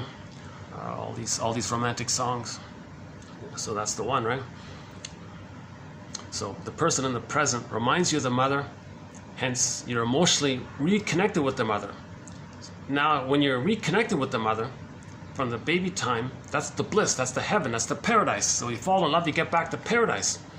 That's the falling in love part. So you fell back to that unresolved area, right? So the person in the present is cognitively seen as not your mother, but emotionally, psychologically, they're your mother. Now you're going to say to the person, hey, you're perfect. You're amazing. But could you do it right this time? Like, because they're the mother, because the partner is an emotional reincarnation of the mother in their fantasy. The fantasy is that the partner is going to be the good parent that needed to have existed in the beginning. And now they're getting this chance, finally. Finally, the mother's going to meet their needs. Finally, the mother's going to provide the paradise, the mirroring, the soothing, the acceptance, and support for separation, individuation, all the things that the baby needed in the first 3 years. The partner/mother is going to offer that finally. So the play is called "I love you, you're perfect. Now could you please change? Could you do it right this time?" So the partner is seen as the parent, like a second chance with the parent. So there's a great excitement, a great hope about it. That's called the falling in love one. Now the partner, remember, the partner is dysfunctional, because a person's not going to fall in love with a healthy person. That won't trigger up the dysfunctional mother. They're only going to fall in love or get excited if somebody resembles the dysfunctional mother. So the partner is dysfunctional. Now, the other partner is doing the same thing. So they're saying, no, you're perfect, you change. No, wait a minute, you're perfect, you change. So they're both going to compete with each other to see who's going to play the good partner that the other one needed in the nursery. So it's a lot of bickering going to go on, ups and downs, very dramatic. These are called cat and dog marriages, because when one feels abandoned, they're going to be the dog chasing. When one feels impinged upon, they're going to be the cat avoiding. If it goes too far, then the cat becomes the dog, and the dog becomes the cat, and the cat becomes the dog. So there's a lot of drama, ups and downs, and it's these are going to rust. These marriages without consciousness are going to rust out, become like sour milk, or at the very best, for circumstantial reasons, they become very devitalized.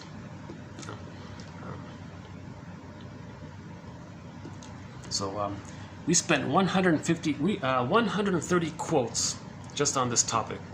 25, 35 to 9. If you get one thing out of this video, it's that point right there. Check out those videos. It's a 5-video series we did. Some of the best material.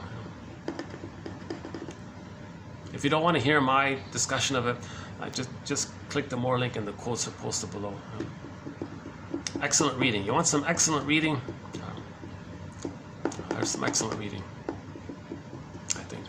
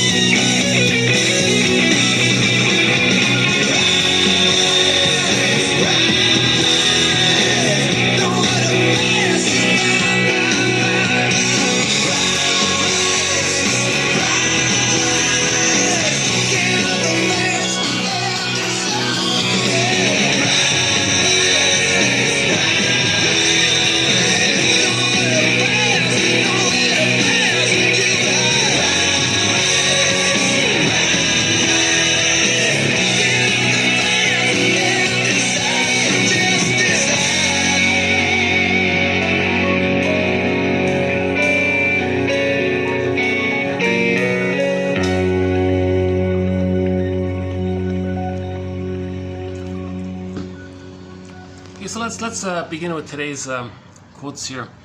As mentioned earlier, this is on the lighter side. This is sort of more in the self-help area. So these should be straightforward, but they're pretty good, some of them. The psychological symptoms or problems that people have in the present represent the best options that we had in childhood, both to survive and to meet the expectations of their parents and other significant authority figures. Again, our symptoms, dysfunctional traits, whatever personality pattern we created, Iago pattern, bully pattern, narcissistic pattern, pleaser pattern, passive-aggressive pattern, histrionic pattern, whatever other symptoms we have, emotional eating, not paying attention, not listening, distorting, maybe using some of those games in Eric Burns' book to re-get the symbiosis, duplicity again to re-get the symbiosis, goading others, all of these shaming others to replay how the mother shamed us, stay loyal to the mother, still trying to save the mother, not enjoying the present, whatever these symptoms are. Okay, the psychological symptoms or problems that people have in the present, not enjoying the present, for example, represent the best options that we had in childhood, both to survive and to meet the expectations of our parents and other significant authority figures. The behaviors of these symptoms and problems. So we have these. So the behaviors related to our dysfunction, our dysfunctional behaviors, the behaviors the client has been using, have been in the interest of protecting himself or herself on an emotional level in the best way the client has known up to now. It's a compromise, made some kind of compromise with them, made some kind of deal with the mother. All right, mother, I'll be indebted to you. I'll always think you're number one. I won't separate from you. I won't be happy. Then you won't feel abandoned. Make some kind of deal. That's the best thing the baby could come up with is limited. By bringing that realization into conscious awareness, clients can have empathy for themselves and informed choice about how they want to live now. So this was exercise on empathy, right? Empathy for ourselves. Whatever dysfunction we have, emotional eating,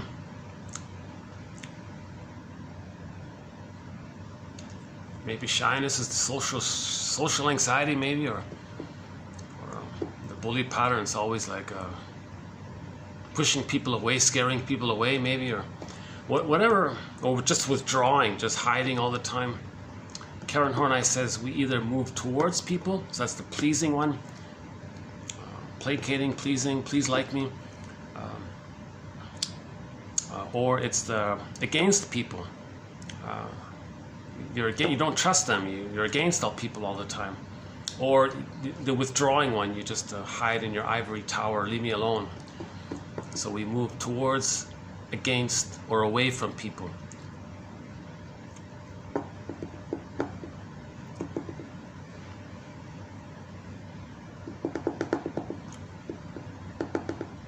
Okay, fear of intimacy, or constantly projecting our own disowned feelings and needs onto others and say they have what we have, projecting all the time. That's the best thing that the baby could come up with. That's right. The baby tried everything to not get there. If the mother was shaming and demanding, the baby kept regressing and regressing, adopting more tricks of the mind, maneuvers of the mind. Maybe the baby disassociates a lot. Maybe it's just a daydreamer a lot. Maybe it's just like in Fantasyland half the time or something. Maybe it's just like so that's the baby tried his best to hold on to his golden ball, and he couldn't. So whatever he finally ended up with, that was the baby's desperate maneuvers to keep some kind of coherence for himself, So let's have a little empathy for ourselves. So whatever dysfunctional behavior we see in ourselves and others, that's the best they could come up with given the painful situation of their difficult first environment. Okay, so we all adapt to our environments. What if the baby's first environment? Think about the baby's first environment. The baby's first environment is a huge double bind, an incredible double bind. The baby can only turn to his mother. He must devote all of his life force to find the nipple and latch, to bond and suckle and nurse. Life force is object seeking. The whole baby's energy, he must search for the mother. At the same time, she's going to hurt him and punish him and shame him, but he's got to go to her. Okay, he's going to become an emotional fugitive from the love he seeks. An emotional fugitive from the love he seeks. The metaphor for this was the Fugitive TV show from the 60s starring David Jansen. In one of the episodes, the tagline was, Richard Kimball, the guy, the protagonist in the show, is a fugitive from the justice he seeks. He's innocent, but he's running from the justice he seeks. So the baby is running away from the love he seeks. A huge double bind. What's his name? Haley. Is it Jay Haley? He said if it's really over the top, he might become very, the most extreme of the extreme, like the 0.1, whatever. They're going to end up in the hospital with needing pills or something to keep them sane, So we don't go into that more. I'm not a doctor, so I'm not going to go to that area. But if a person is very absent-minded a lot and they can't concentrate, it's because the mother gave the child a lot of double binds and he was just blanking out all the time. Couldn't concentrate in school, couldn't read, couldn't listen to the teacher, couldn't enjoy his lessons. People talking, he's daydreaming. What did you say? Maybe that's when the mother was too many double binds. Or related to it, the mother lied a lot. If the mother lies all the time, if she has the narcissistic pattern, the bully pattern, the aggro, they're always lying. They're just constant 24/7 pathological liars. Even they throw you, even if there's an accidental truth, that's just a trick to sell a bigger lie. So there are a lot of lying going. So the babies are gonna maybe daydream a lot or something. All of this lying by the stingers is an attempt to engage in, an attempt to believe that they're responding to something of yours. Then you can react to your fantasy of how they reacted to what you thought about them. So you're trying to recreate the fusion, the oneness. So the trauma is the baby lost paradise.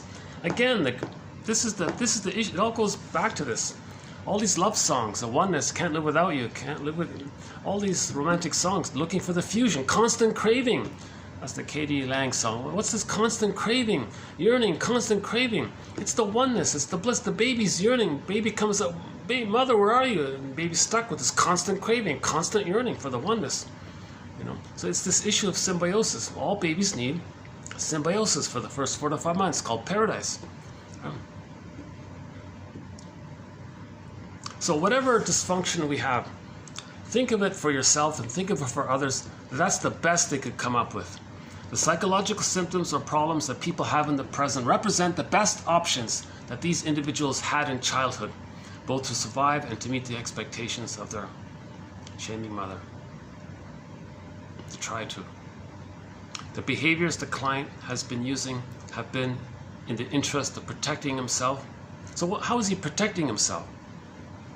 He's going to be loyal to the shaming mother. That's how he's protecting himself. He's going to be loyal.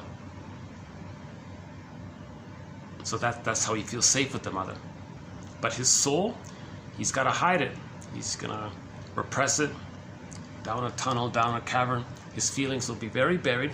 So in the Disney movie Inside Out, this is when joy and sadness get zooped away. In the Greek myth of Atalanta, the king threw the baby in the forest. The baby lost in the forest. It's hidden, right?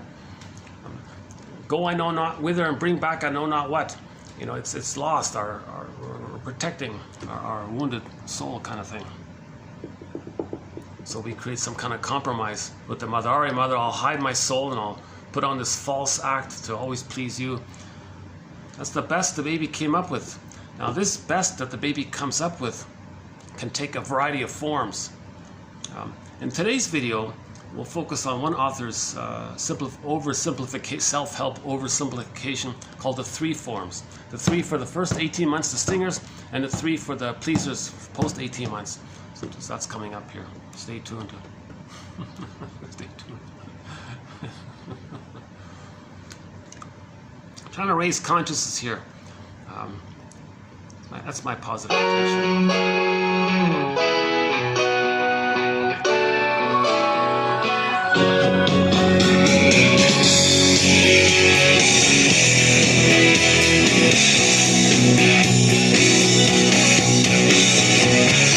Looking for something, for a reason, for a clue. Some people just help themselves while others think it through. The author of the book, Eat, Pray, Love, I remember in an interview she said, we would all have empathy for each other if we knew each other's backstory. If we knew each other's backstory, we would all have empathy for ourselves and others. That's one quote on empathy there. Okay, next one here. Okay, this one, this next self-helpy kind of idea, it's a real challenging one.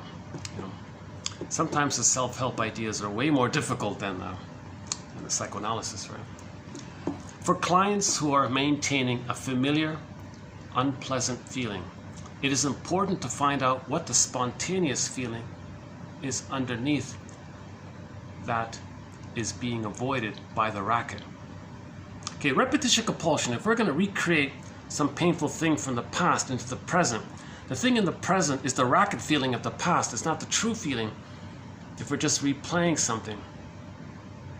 So he calls that like a racket feeling. Eric Berne calls this a racket feeling.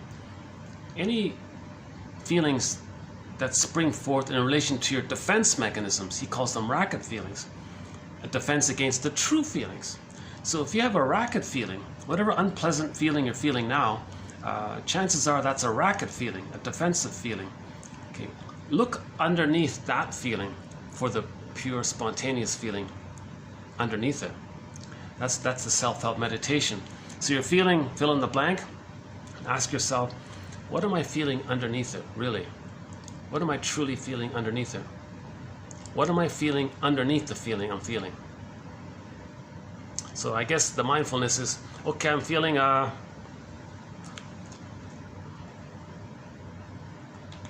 silly, I don't know, maybe.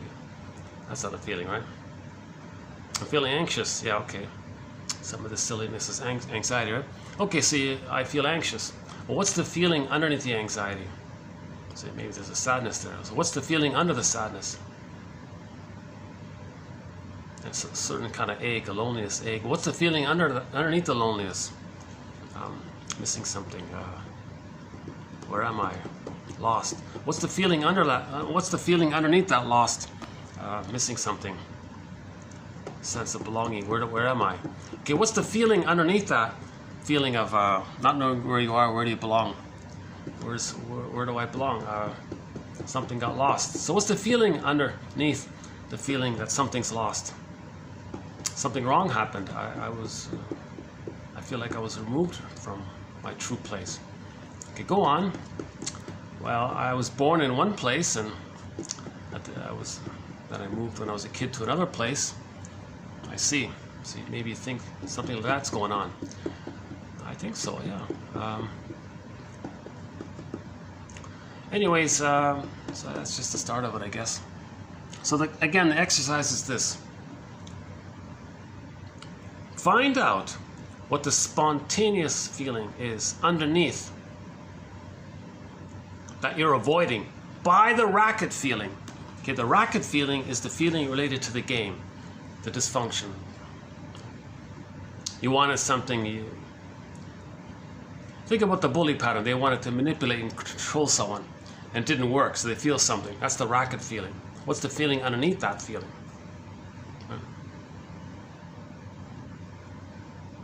Right?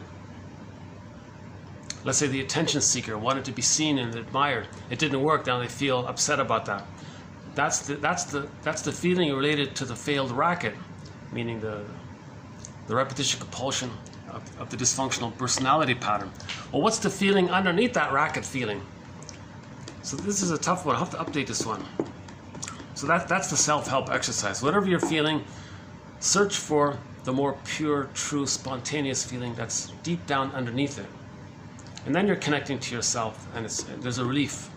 There's always a relief to get in touch with your true feelings. It's always a relief to get in touch with your true feelings. The racket feelings on the surface, it's a defense against the true feelings. So find the true feelings underneath the racket feelings, and you'll feel some relief. That's the idea, right? It is the client, not the therapist, who really has the power to change. The therapist's role is to make explicit the choices and how and why the person may be stopping himself or herself from changing in the present, and to create the conditions necessary for change. So therapist doesn't heal. Doctors say that. Every doctor will say, I didn't cure you. I just created the conditions to allow the healing and the curing to take place. So similar in the psychological area. Therapist just points out your excuses, your rationalizations, creates a safe space for you to allow your feelings to come up. Maybe points out why you're resisting, that you're still trying to save the mother and you're still loyal, didn't get love. Why are you resisting seeing the two sides of the mother? Why do you feel this childish need to still see the mother as a goddess? Mothers aren't goddesses, they're people, right? That kind of thing. Okay, next one. So this is all still in the Eric Berne sort of general idea. Each time, sorry, I feel a little tense today. I don't know why I feel so tense today. Sorry, let me take another distracting break here. Let's finish. The next verse in this song, he says, envy's wrong. If you know someone with envy who feels envy, something's really wrong. Oh yeah, envy, hatred of the good. They never got the goodness. The mother represents that. They become that. So to stay safe with the mother, they're gonna hate goodness. That's the envy personality called the Iago pattern. So he even says it here intuitively in the song. Envy is that's something wrong. Something really wrong happened. If a person's consumed with envy, or greed, or spite, vindictiveness, schadenfreude, cynicism, sarcasm, this negative solipsism, all about them, grandiosity, I want to control, hate, all of this negative kind of, that's something's wrong. Hate is the response when love isn't there. Love is the primary. When love isn't there, then the hate comes in. Hate isn't the first thing. Hate is the reactive second thing that comes in when the normal primal first thing isn't there. So, right? So hate is a response to unmet needs, right? That's what he means. Future open wide. Don't be wishing till all's taken. You could be missing one sweet ride.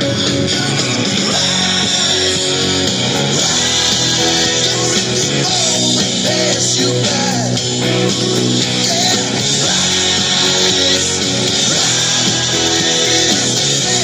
Just decide.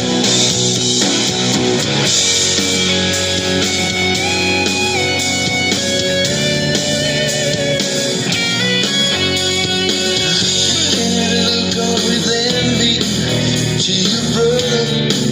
That's just wrong.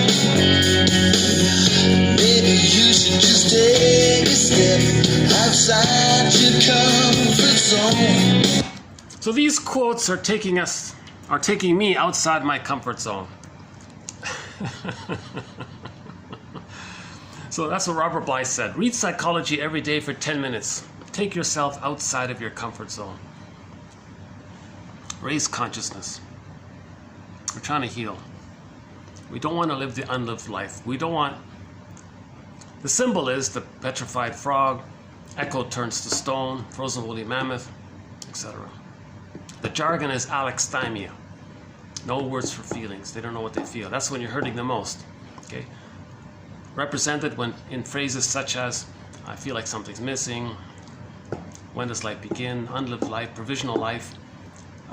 Now very visibly demonstrated when the person is older and they're a curmudgeon. The Scrooge, the grouchy, stingy, bitter guy who's always on eggshells around them. They're not an elder. They're not there caring about others. They're still in this petty infantile grudge battle with the mother. They never faced it. They never went on the second journey in midlife. They never did a midlife audit. They didn't need to. They got all this. They managed to get lots of distractions and lots of temptations, and they accepted it. They never needed to make that choice of going on the midlife audit. That's what Robert Bly is all about. The mythopoetic movement for men, self-help, the self-help movement, the psychoanalytic movement, the know thyself movement, the inner child, healing the inner child movement, the mental hygiene movement of the 50s. All of these movements about raising self-awareness. Some people don't bother. Why bother? Well, why bother? If they can keep on going on distracting things and manic and have glee about doing to others what mother did to them, and feeling the glee all the time at someone else's expense, of course. Glee means, Schadenfreude is at someone else's expense. Right? Schadenfreude is the replay of the mother getting pleasure at the baby's suffering. Not on purpose. The mother... In the last video, check out that quote. The baby internalizes the experience of the mother, not the reality of what happened. The experience, it's the baby's experience with the mother. If the baby's experience of the mother is that he's pained by her, okay, then the mother got some pleasure at his expense. He identifies with the aggressor, and that's Schadenfreude. They're gonna at someone else's expense.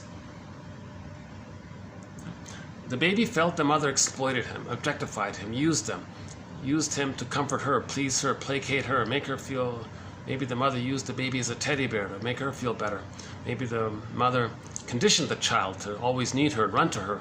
Maybe the mother wanted to use the baby to shame her, to replay how she herself had been shamed by her mother. So she wants to replay what happened to her by doing to her child what happened to her, to replay what happened to her due to repetition, compulsion, fantasy being when we replay and repeat what happened, we have the fantasy that we can somehow go back in a time machine and change what happened. It's not going to happen. So the child is very hurt by this, but the mother got some little pleasure by it. That's Schadenfreude. The mother got some pleasure at the baby's pain. maybe identifies with the aggressor and goes through life to feel safe with the mother. They're going to get pleasure at the expense of others, because that's what the mother did to them. So, you see? So, if a person has some ability to keep on doing that, then they're going to still be like that in late in life. And when they're older, when they're very older, they can be. You can see that as them being curmudgeons, because fewer people are willing to go along, I guess. So that's what the next part of the song says. We got to make a choice, more or less, to engage in self-reflection. It's called the midlife. It's called The Second Journey of Midlife, The Hero's Journey by Joseph Campbell, or The Second Journey, by Alan Chinin, in his 4 books, Once Upon a Midlife, In the Ever After, Beyond the Hero and Beyond the Princess. That 4th book got renamed, retitled, called Waking the World for Women. All about adult development. He calls them middle tales, elder tales, midlife tales. The King and the Ghoul is one of them. The Ghoul, remember the puppet master in one fairy tale, is the Ghoul character. He's dialoguing with the guy. The king has to dialogue with the Ghoul, his shadow self. He's trying to teach him. The trickster character is the Ghoul, right? That's one version of it. Go I know not whither, and bring back I know not what. So you're going into your unconscious. You don't know where you're going. Bring back you don't know what. It's all lost, right? Look, that kind of thing. So that's what. So maybe we can borrow this concept of sort of this choice point at midlife. Robert Bly says, on average, between 40 to 60, men got to make this sort of choice. Okay, so it's a sweet. So let's just say the second part here. It's a sweet ride. When the Phantom of the Opera singer reclaims and accepts parts of herself, she's feeling better. It's a sweet ride. That's what they mean, I think.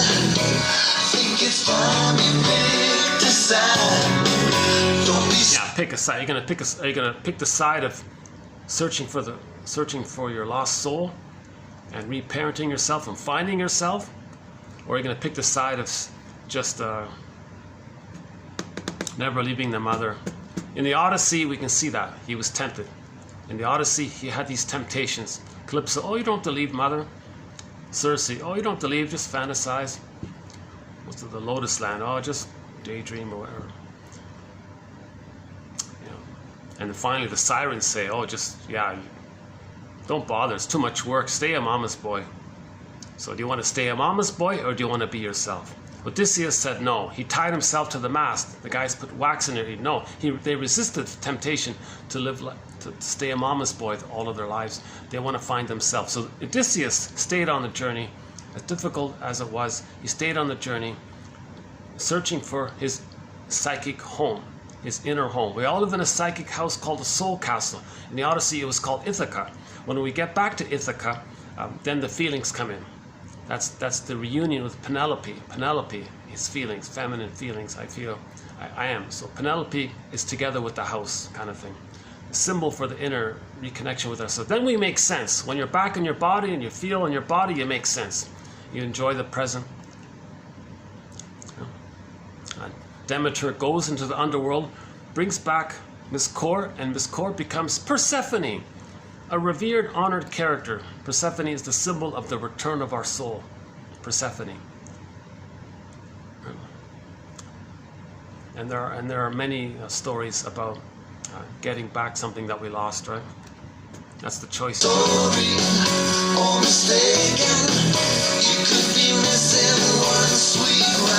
Let's raise our consciousness to this end.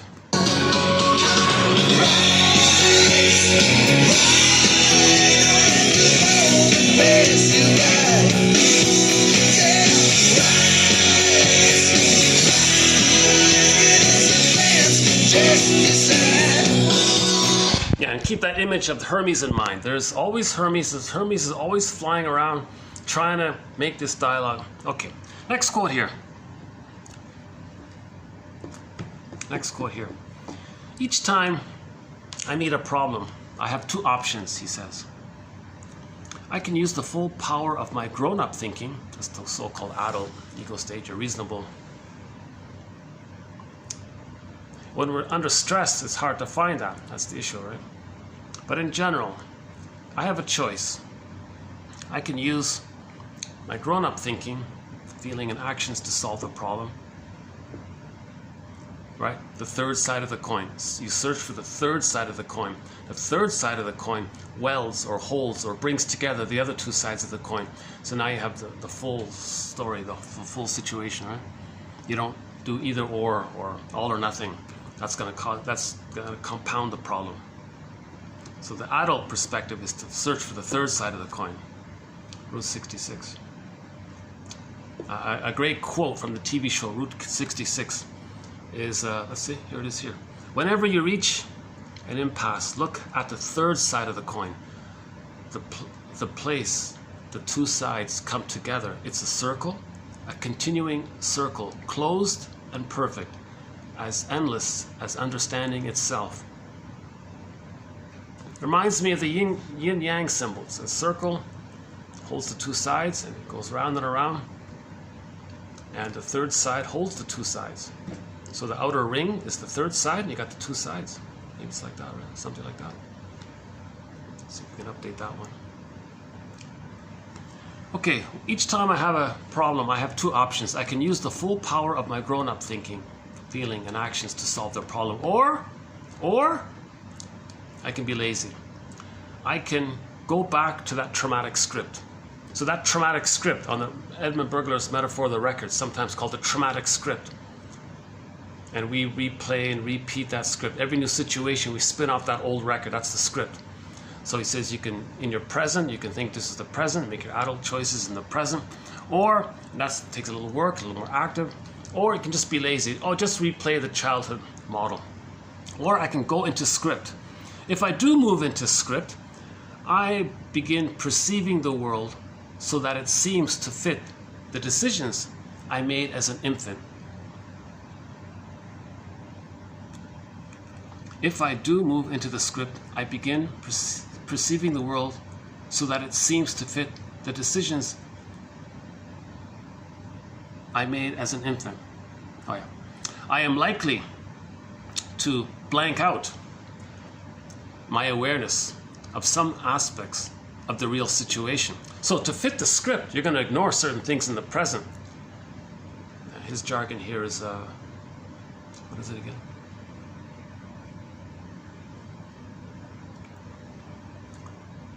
He calls it,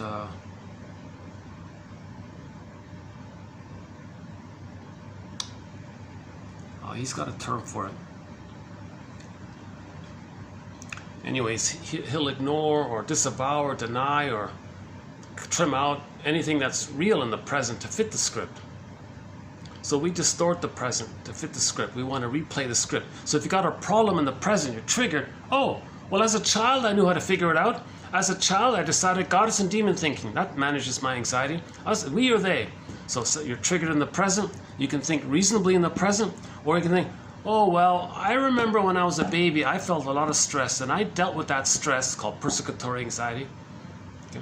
So just quickly again, when the baby feels very stressed with the mother, he'll deny that's his mother, project his feelings and attributes onto the mother, and create an image of the mother as a monster that wants to eat him, like the Cyclops in the Odyssey. And then he'll fantasize another mother, like a goddess mother.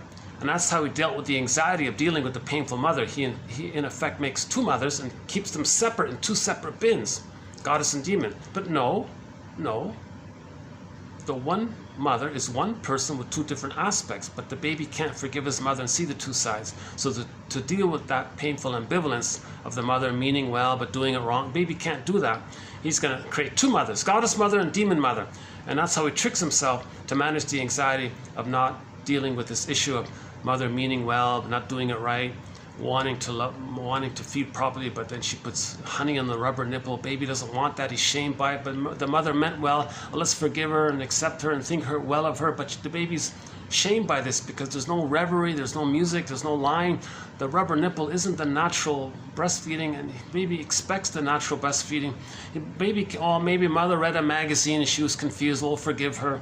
Or maybe mother wants to use the powder stuff because she's got a problem in the office and she wants to use her new sexy appearance to tease the men at work.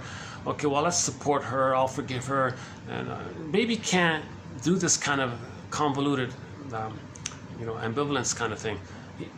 So he'll just make it very simple. Okay, mother's got to be goddess, it's right, or she's all wrong and it's bad. He can't see the mother as partly loving and partly meaning well and partly confused, partly doing, and still accept that this is all coming from one mother. Maybe can't do this. He can't see the two sides of the coin. He can't do it. So to deal with that anxiety, he'll split the image of the mother into goddess and demon, and is imagining it's goddess and demon. That's how he dealt with the pain. Okay, a simple way is like this. The more the baby's traumatized, the more he's going to go through life in either or. We or they, us or them. Like split. It's just perfect or nothing. Perfect or forget. All mine are win or lose. Eat or be eaten. Like just kind of extremist, archaic.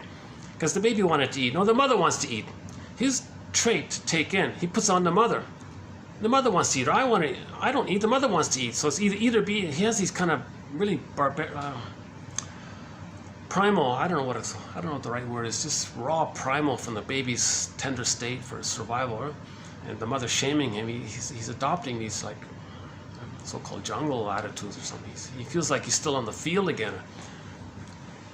Not sure the right phrasing it for him, but he's going to develop either or thinking. That's the baby's way to manage anxiety. Either or thinking is the baby's way to manage anxiety.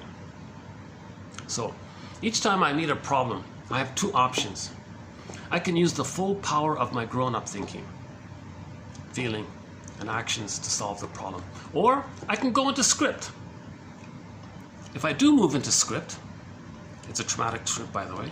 If I do move into that old babyhood script that he created, mental templates, blueprints, schemas, working models, endopsychic structure, architecture of the unconscious. Remember, the baby's very emotional, very sensitive. So a strong emotional experience related to survival, he's going to remember it deeply. It's like he's going to burn it on that record. It's a mental template. It's a deep imprint, psychological imprint for survival. He's going to remember it. Just in general, something emotional happens, you remember it. Well, the baby is going to really remember it, and his brain is malleable, and he's setting structure down based on these experiences. So the script is pretty powerful for the baby that he creates. So if I do move into that old babyhood traumatic script, well, then I begin perceiving the world in a way accordingly, right? So I'm not going to see things, the reality of the present. I'm going to ignore the present. I'm not going to listen to the present. Someone tells me, the migrant that came to my town is just he was just a simple guy in his life. He has no ill intention. I'm not gonna pay attention to reality. And he seemed kind of. I'll ignore that. I got to see things in either be eaten, safe or not safe, like either or, like. At the same time, I may blow up other aspects of the here and now problem into gigantic proportions. Things are exaggerated. Instead of taking action to solve the problem, I rely only on the, quote, magical solution. That's the baby's. The baby created some kind of magical compromise solution. This is fantasy world. I rely on the, quote, magical solution, which my script offers. The script makes it easy. The script is there. Magic. Just use the script. I made a decision for the present. I just used the past script. It was like magic. I didn't have to think. I didn't have to be reasonable. I just replayed the childhood decisions in the present. I just referred to my false beliefs from childhood that I made. Okay, my existential conclusions that I made to deal with the painful first environment. I made these beliefs. I'll just use those beliefs. It's magic. I just transfer into the present how I dealt with the pain of the past. Simple, easy peasy, he thinks. Instead of being active, I become passive in that way. Each time I experience a racket feeling, I am replaying an outdated childhood strategy. In other words, I am in script. He's in script. So that's not a bad one there, I think.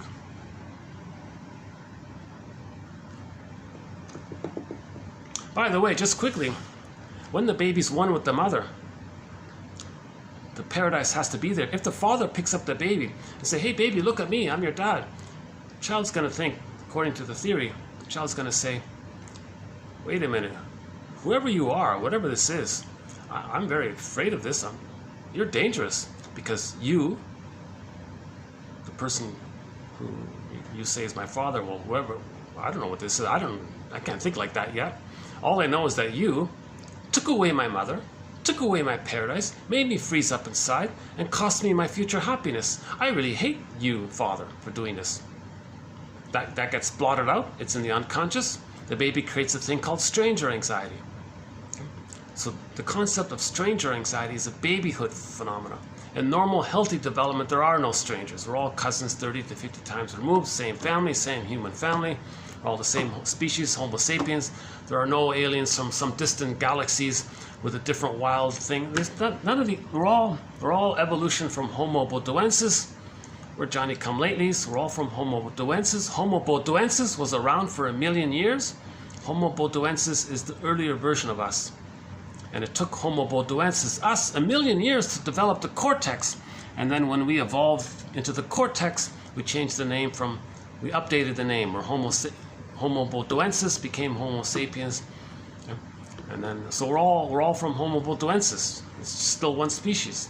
Homo sapiens, still one species. We're all Homo bodoensis underneath. We're just Homo bodoensis 2.0. We're just in a more evolved version of our earlier version of us called Homo bodoensis. And that's all one family. And it started off 150,000 years ago in what is now the northeast of Congo, they said.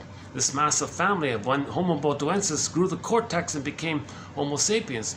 So there was this massive family, and someone said everyone can trace back to this massive family in the northeast of the Congo.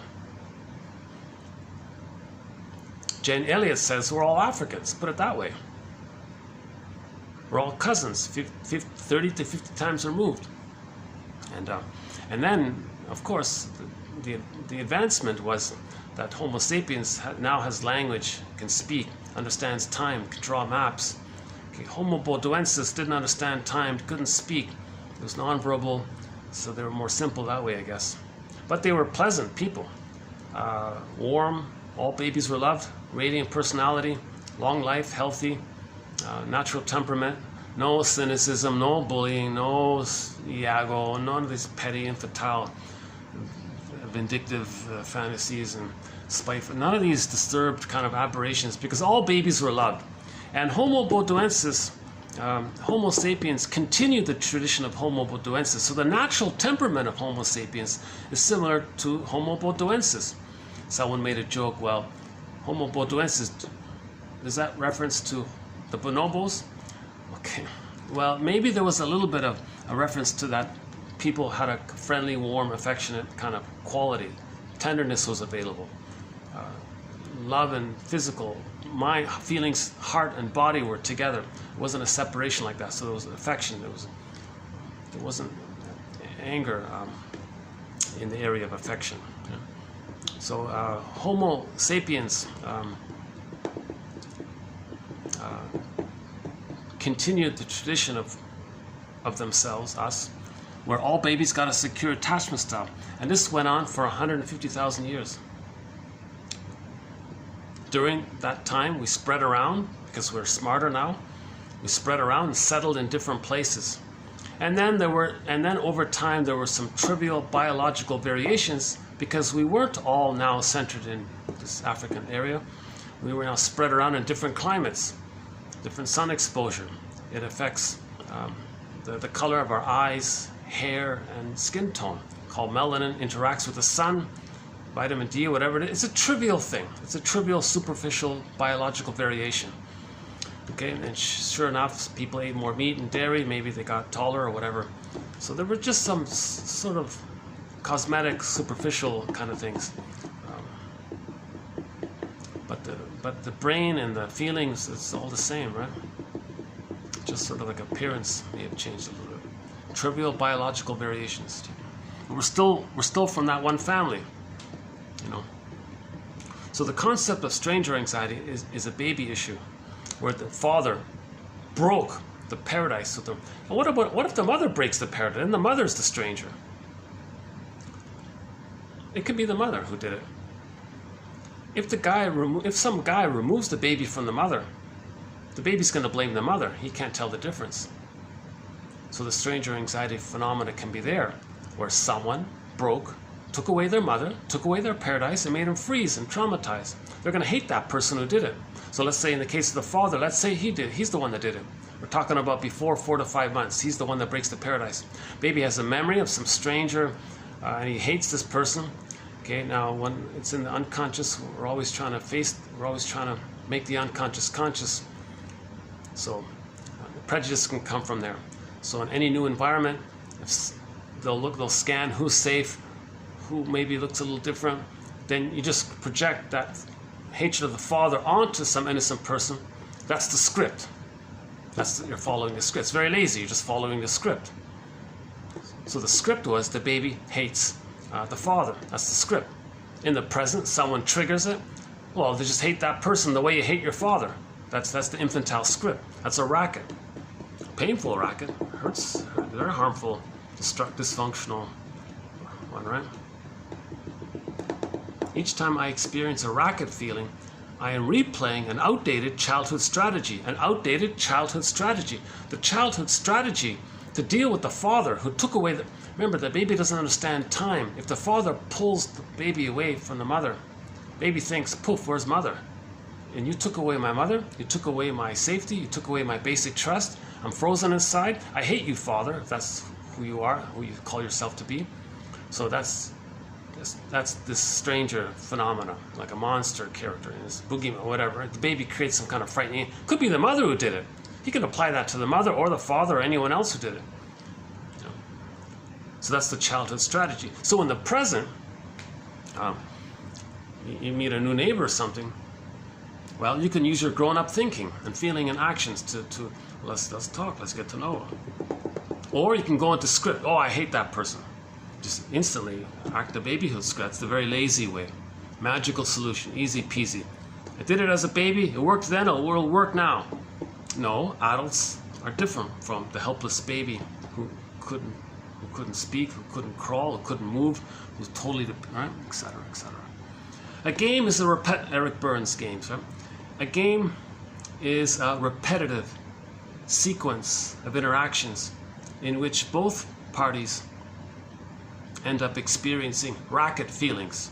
Again, racket feelings.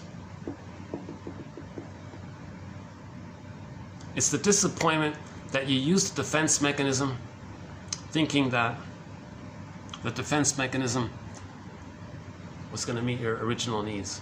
No, the defense mechanism is a defense against the pain of the original feelings. So the feelings around the defense mechanism are called racket feelings.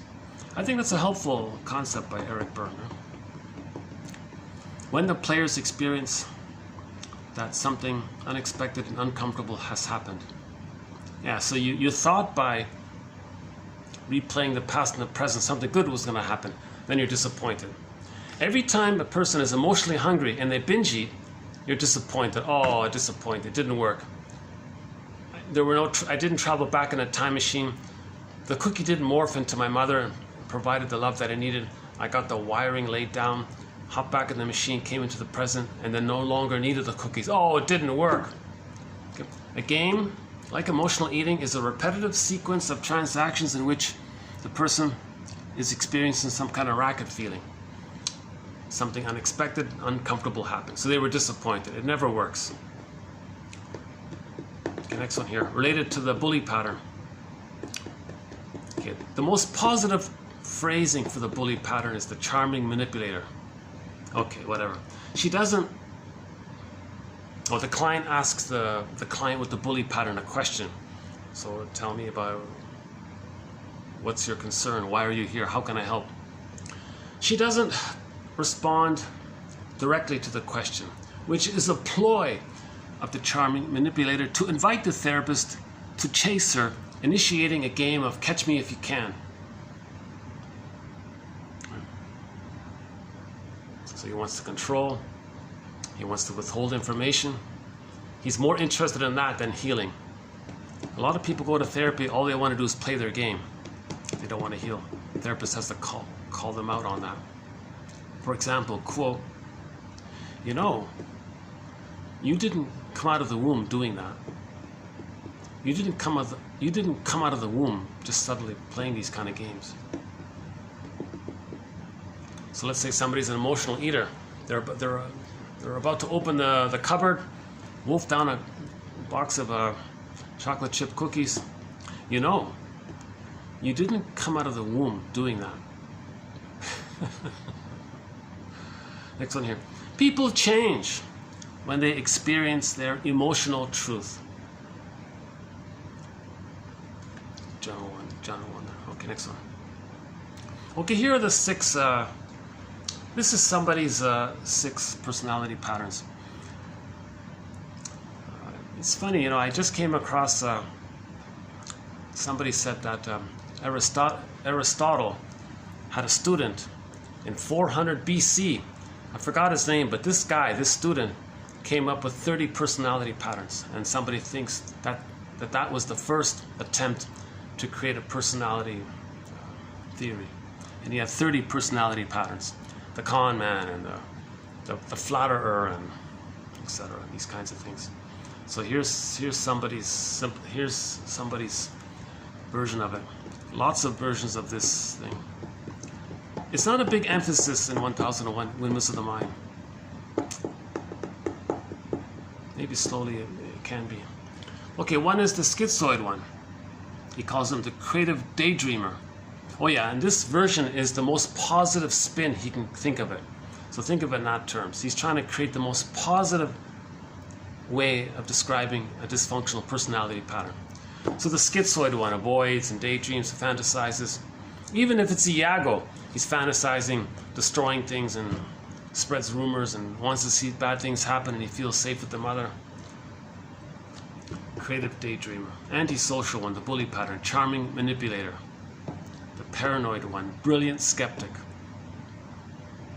So these 3 are termed the surviving adaptations because they are believed to begin during the first 18 months as a way babies take care of themselves when trust breaks down and babies believe they cannot rely on the environment, i.e. the breast mother, the nipple, the breast, the milk feeding, not there, the bottle, to take care of them.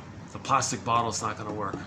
And they must figure out how to do that on their own. How are they going to take care of themselves? How are they going to adapt and manage when they can't trust mother's love being there?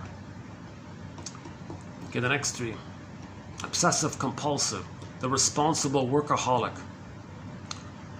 the histrionic, the enthusiastic overreactor, and the passive aggressive, the playful resistor. Now we're talking about the higher level passive aggressive, and the histrionic, we're talking about the higher level histrionic. Okay. So those 3, so the codependent, histrionic, passive aggressive, the higher one, or the codependent, higher level histrionic. Okay, so those 3 are called the performing adaptations because they are seen as the way toddlers and young children adapt to meet the expectations of their parents post 18 months.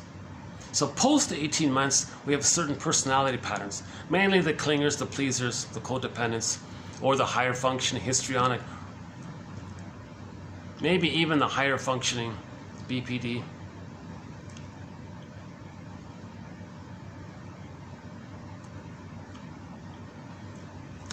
So the client met a person with the bully pattern. The therapist said, you got me that time. So the bully succeeded in tricking the therapist. The therapist says, you got me that time. Acknowledge the client's savvy or cunning, as well as the fact that he still feels the childish need to use such behaviors. I think it's a good one here. So acknowledge, you got me with your charming manipulation, your double think, and you fooled me, and I tried. Okay. Acknowledge, I acknowledge your savvy. I acknowledge your cunning. I also acknowledge the fact that you still feel a need, that you still feel a childish need to use such behaviors. You still feel a childish need to use these behaviors. But the childish need to use games, tricks, and duplicity and all of the games that Eric Byrne talks about, you know, Catch Me If You Can, or etc. He's trying to get back to symbiosis. He's trying to go back to the nursery and get merging. In the bully pattern, they want to control it this time. They want to control the breast. They want to control the lackey.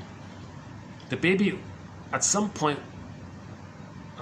had a fantasy to devour the breast, control the breast, possess the breast. The bully wants to do that. The person with the bully pattern wants to do that with the lackey, or in this case, the therapist. So the client, if the client is the bully pattern, he wants to totally consume and control and possess the therapist and provide perfect fusion, mirroring, and all. It's not going to work. Aha, you got me that time. Acknowledge the client's savvy or cunning, as well as the fact that he still feels the childish need to use such behaviors. Okay, now here's this next part is the one exception where you got to be careful about trying to help somebody develop empathy. The Iago pattern hates goodness, but they'll use knowledge of people as against others. Okay, so he calls Iago the psychopath. Empathy training makes those with the psychopath pattern worse because they use information about how other people feel inside to become better predators. Iago, quote, Iago says, quote, those who think men honest will be as tenderly led by the nose as asses are. So that's that hate and cynical attitude, Iago. Iago, we have a thread on this pattern. Okay, a quick abbreviation to understand Iago is that the baby can't tell the difference between the breast mother and his experience of the breast mother. If the baby's experience of the breast mother reaches the point where he doesn't want to know goodness, he doesn't want to see goodness, accept goodness, consider goodness, have love, have trust, he hates it all. Hatred of the goodness. That's his experience of the breast. He crosses over. I don't want goodness anymore. I give up. Okay, so he identifies with the aggressor, because he must attach, the baby must bond, but what's the bonding take that one? The baby can't tell the difference between the breast, the mother, the breast mother, and his experience of the breast mother. His experience, that's his mother. His experience of the mother is the mother. If his experience of the mother is that every time he wanted any kind of need or feeling or goodness, pain, again, pain, finally he crosses over, oh my God, mother is just hatred of the good. Mother's rejection of the good. He's got to be the mother, to stay loyal to the mother, connected to the mother. He's going to be the mother. He's going to fill in his vacuum of no identity, take the mother identity of hating goodness, and that's his identity. Now he hates goodness to be one with the mother. So when he hates goodness, he feels safe with the mother. That's Iago, right? So Iago, you teach Iago some empathy, he hates it, but he'll use it against people. So that's the one example. That's the toughest one about Iago, right? So Iago's the guy that spreads rumors against others and gets others against themselves. He sits back and sees outwardly anything good out there being damaged. He feels safe with the mother. He's loyal to the mother who caused that. And the only way to feel safe and pleasure is to see goodness damaged, then he's safe with the mother. That's Iago. So his strategy is to covertly get proxies by spreading rumors against others, tricking others, using knowledge or knowing other people's vulnerability, and fooling them and lying to them and tricking them. Like the character Iago in that play, fictional character, right? Because he just wants to see goodness damaged. He could accept any kind of goodness, right?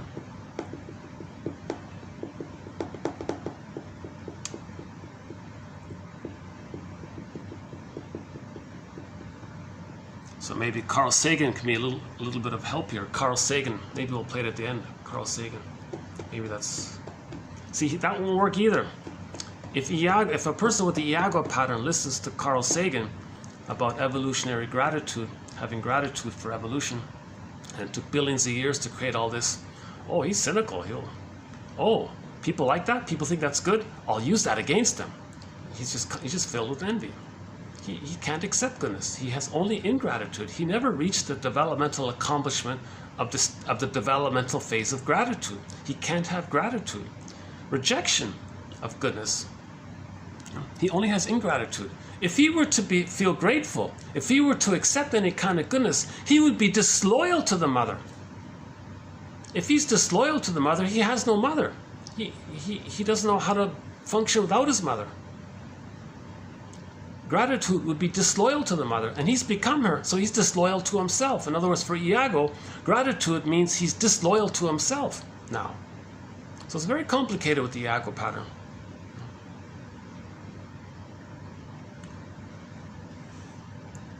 Got 30 minutes here. Okay, next one here. Geez, I thought this was going to be a light, breezy one. Transference. Let's play the song. Let's finish the song.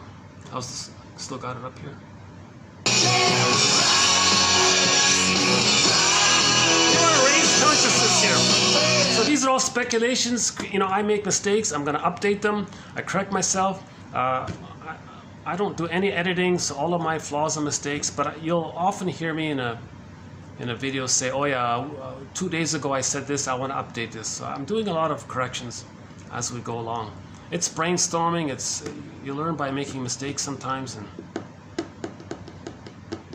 sometimes a mistake, maybe it slips out some anger. Maybe I think sometimes when there's a mistake, maybe there's some anger. Yeah? So let's raise consciousness. That's so-called slips, right?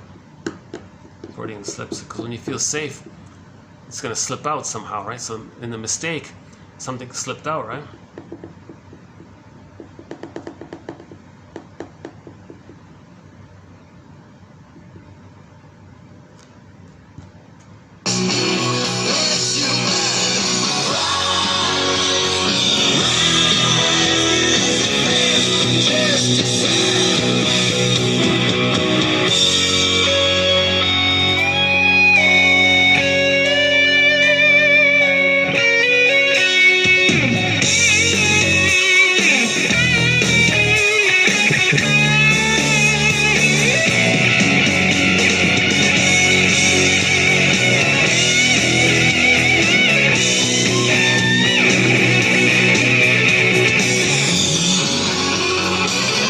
Keep in mind is under stress, in a moment of stress, we can regress back to the paranoid schizoid mode of experiencing. But that's just briefly, right? When we're under stress. The set point would be back to our normal, wherever it is, where the normal place is, right? So under stress, even a healthy person or a codependent person can go back to the bully pattern or the narcissistic pattern, or yeah, maybe the bully pattern. Yeah. Okay, truth is, I did see a news item this morning. I don't want to talk about it. And it was very upsetting, it was very disturbing. I think it kind of slipped out in my mistake today. But then when I realized and calmed down and be reasonable, okay, then I can sort of come back to the present. But in the moment, when you're upset, you may use judgments and labels and put people in bar to manage anxiety, right?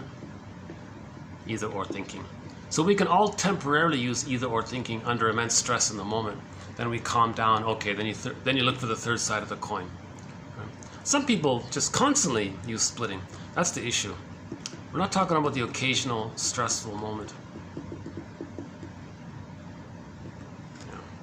So like in the show Joan, I Married Joan, the sitcom, the 50s sitcom called I Married Joan, she was a codependent, caring performer type. Wanted to please, entertain, charm, please like me, please take care of me, please be nice to me, think good of me. So she was very charming and fun, like this, fun-loving kind of thing. But sometimes she was regressed. Sometimes she didn't get what she wanted. So then she went back to the narcissistic pattern, and was vindictive and didn't care about the other person. Was very selfish and willing to punish the husband or get revenge on him, and so she could regress, but that wasn't her normal place. When she calmed down, she would come back to the set place of the I'm not okay, you're okay. So if the set place is I'm not okay, you're okay, under stress we can go back to I'm okay, you're not okay. But some people are stuck in the I'm okay, you're not okay. Those are the stingers. They're sort of set. They're always in that place. The hostile mind one, right?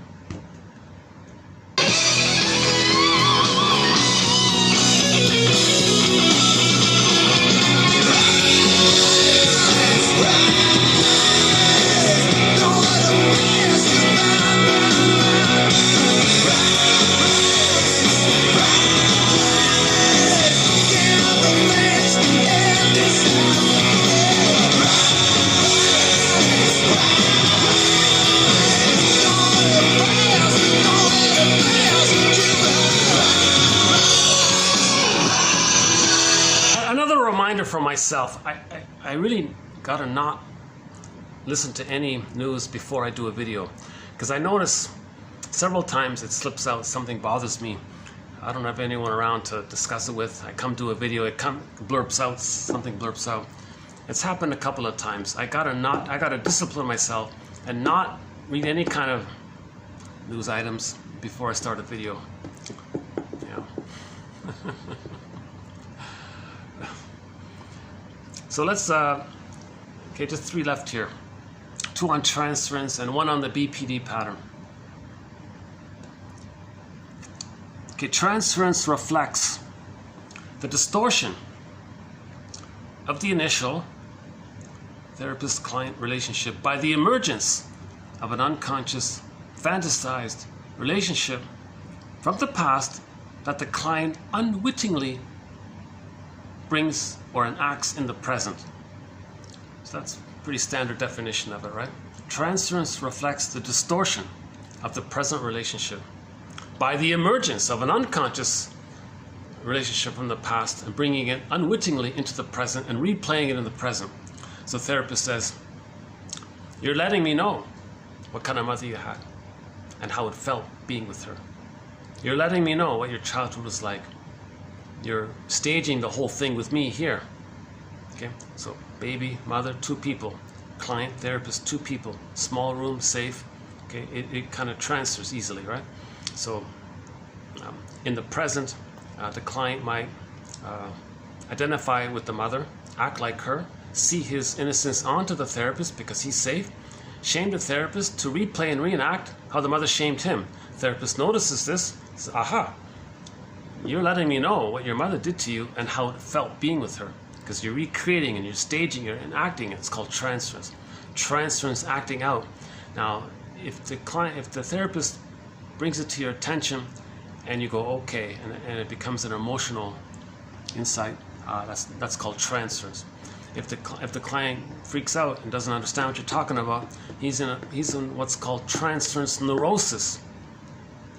He can't see the past present link.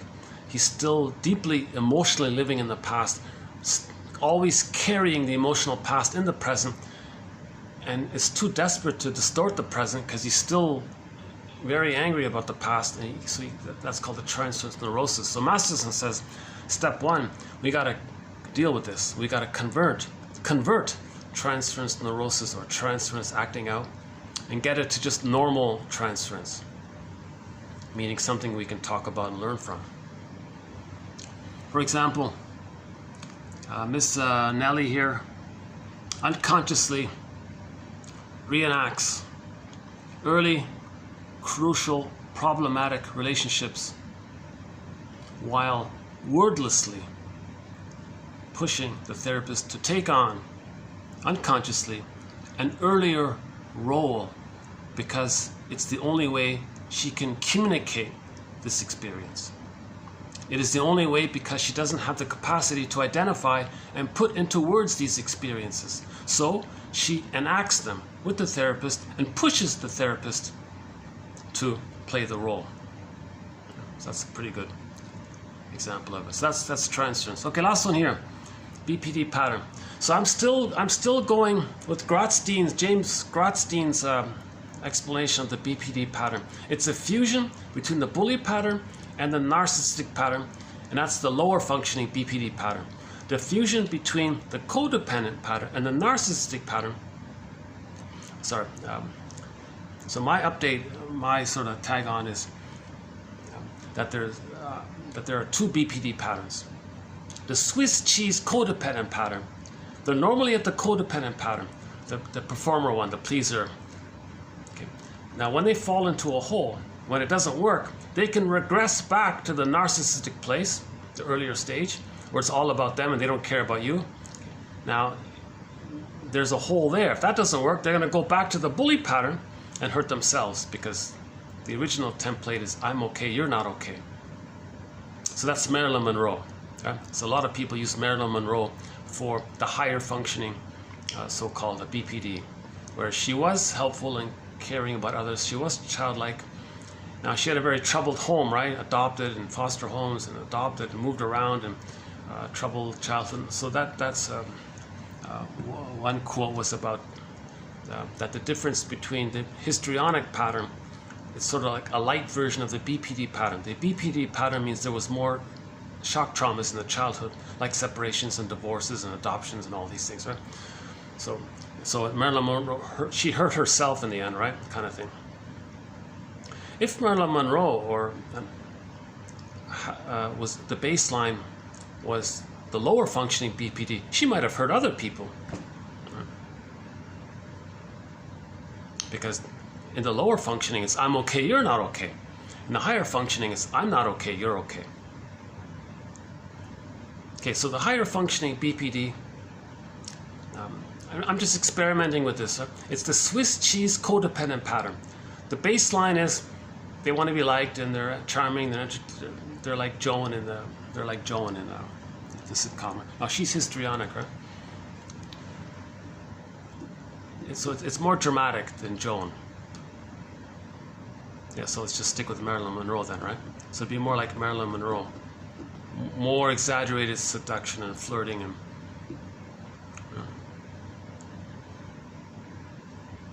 so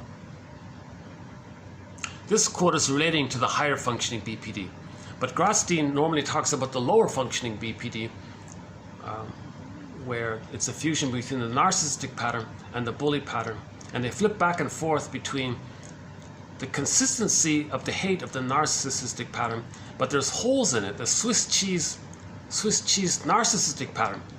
So in the lower functioning one, you got the Swiss cheese narcissistic pattern. When they fall in a hole, they go back to the bully pattern, they're more belligerent. And then they go back up to the narcissistic pattern and they flip back and forth. He calls it the fusion between the narcissistic pattern and the bully pattern. That's the lower functioning BPD. So they might be more threatening towards others that way. But a lot of people talk about BPD where they hurt themselves. That's the higher functioning one, because the higher functioning one holds on to the codependent place of I'm not okay, you're okay. So that's what this one is. The BPD pattern refers to an enduring pattern of behaviors, dispositions, and temperament characterized by impulsivity and emotional instability. A dramatic interpersonal style that tends to shift between idealization and devaluation. Yeah, so 1 minute they want to get married, next minute never want to see you again. It could be like you're everything and now you're nothing, like these kind of sudden click click kind of thing, the goddess and demon imagery. Yeah? Cognitive difficulties that manifest under stress as mild disorganization, confusion, and transient altered states of consciousness. So maybe the higher functioning BPD is going to be like forgetful, absent-minded. What did you say? I didn't hear you. That kind of thing. An inclination to think of oneself as a victim and to gravitate towards situations that either directly or symbolically reinforce the victim status. So think about that. Marilyn Monroe lived in with the corrupt shrink, this evil shrink. I shouldn't say it. Okay. Yeah, I don't know. Yeah, there's a real question mark there. But I think some people gave some clues about their opinion. About a year ago, a shrink, just before his passing, gave a little nudge of what he thought, and it's possible. So Marilyn Monroe lived with this shrink guy, because she didn't have a normal home. So she thought if she lived with the shrink and his wife, and they had a bunch of kids, she could maybe have the experience of living in a normal home. It's ridiculous. As she's living in that home, she's going to be reminded again and again what she didn't get. She can't get in the present what she needed in the nursery. You can't do it. So she's reminded again and again. She's triggered again and again. So they kept feeding her pills because of this. she got triggered again, upset again, more pill, and she kept doing this kind of thing. And maybe there's one. I forgot his name, but one shrink said that Monroe, that she knew too much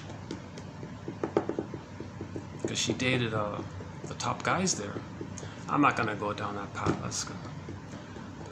But anyways, Marilyn Monroe recreated the victim status. So as a baby, she was a victim, right?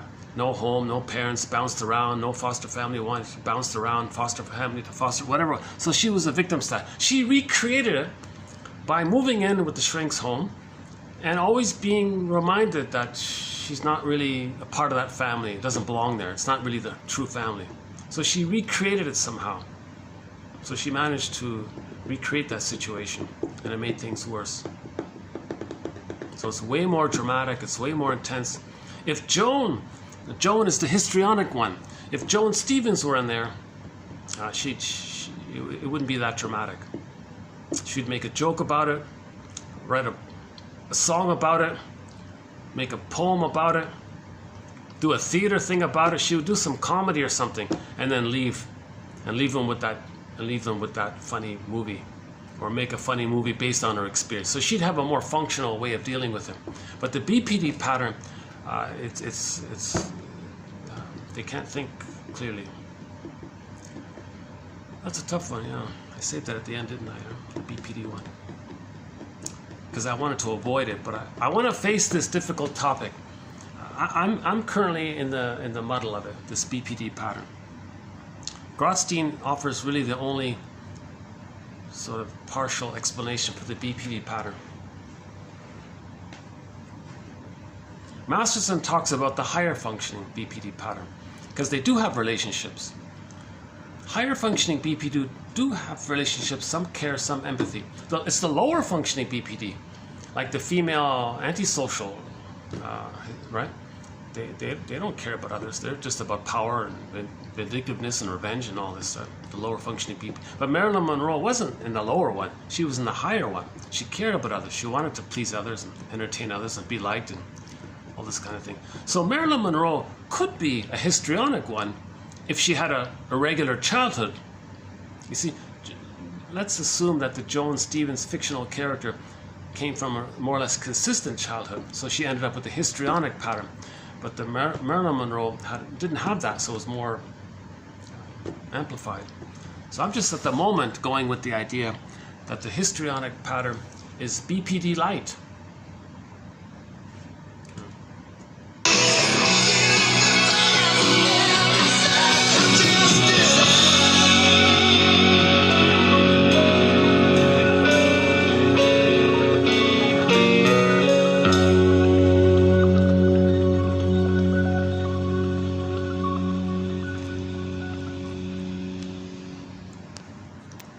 Yeah, I feel a little embarrassed not having better clarity about the BPD pattern. So we'll update that one here. But I feel pretty good about some of these other quotes. The first one about empathy. 10 minutes left in. So when this video just suddenly cuts out, that'll be the end of it. So let me just say thanks very much to whoever may be watching at some point. This has been TQ2596, an assortment of quotes from various self-help authors in the general area of the self-help area, with the exception of the last three, the two on transference and BPD. The rest came from fans of Eric Berne. Eric Berne, yeah, interesting guy, yeah. So he's famous for the ego states, right? Child, adult, parent. But the parent is not the parent that you think it is. The parent is just the child still. The true parent is the adult. The adult is the true parent. The parent is this inner critic. It's just a grown-up version of the enraged infant. That's the parent. So the critical parent, he means the parent. So when he says parent ego state, he means like the critical parent. So the healthy parent is the adult. That's a little confusing there. I think the first one's my favorite one here. The psychological symptoms or problems that people have in the present represent the best options that these individuals had in childhood. That was the best option. That's the best they came up with. Whatever personality pattern we have, whatever dysfunction we have, That's the best we came up with as a child. Let's have some understanding and empathy for ourselves for that way, right? And the behaviors we're using come from this place. It was the best that we could come up with. Realization of this gives us a little empathy. And what worked best in childhood is no longer necessary given the resources the individual has now that she didn't have as a child. And then the racket feeling. Okay, interesting one, the racket feeling. There's something going on with this. That's why I included it. If you're feeling some racket feeling, I mean you tried something, it didn't work, and you're feeling upset. Okay, what do you really feel underneath the racket feeling? The dysfunctional personality, the feeling related to your acting out of your dysfunctional personality pattern, the feeling you feel in relation to your personality pattern. What are you really feeling underneath that?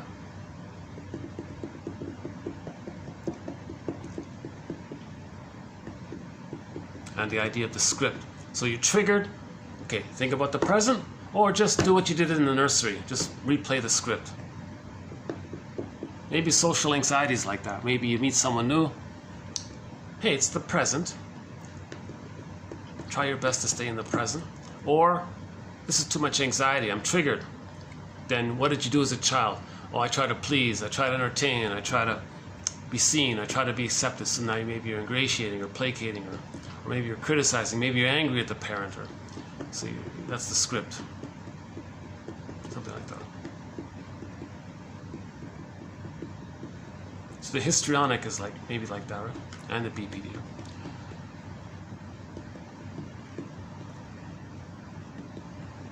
The bully pattern. They like to use the catch me if you can one to recreate the symbiosis. I need you, but I hate you. But I need you to chase me, but I hate you and I don't want you to catch me. But I like that you're giving me attention, so catch me if you can. Try to connect with me, try to relate to me. I'm going to avoid you, I'm going to lie to you, I'm going to avoid, all right? I'm going to answer your questions, I'll be vague, I'll be confusing, but I want you to try to understand me, catch me if you can. That's what he means, that one. You know, quote, you didn't come out of the womb doing that. People change when they experience their emotional truth. So these quotes may give some kind of cognitive ideas. At some point, a quote may lead to a dream, then things loosen up. That means it's working, right? These quotes are like little threads weaving a basket. Weave the basket, weave the nest, then the feelings, the egg feelings can come in. Acknowledge that the client is savvy or cunning. Ah, you got me this time. Acknowledge as well the fact that he still feels the childish need to use such behaviors. I notice you still feel a certain childish need to use such behaviors. Whoa. That's a good one, yeah, I like that one. Nellie unconsciously reenacts early, crucial, problematic relationships while wordlessly, non-verbally, wordlessly, no verbal, wordlessly nudging, inducing, trying to put some kind of pressure, non-verbal pressure on the person.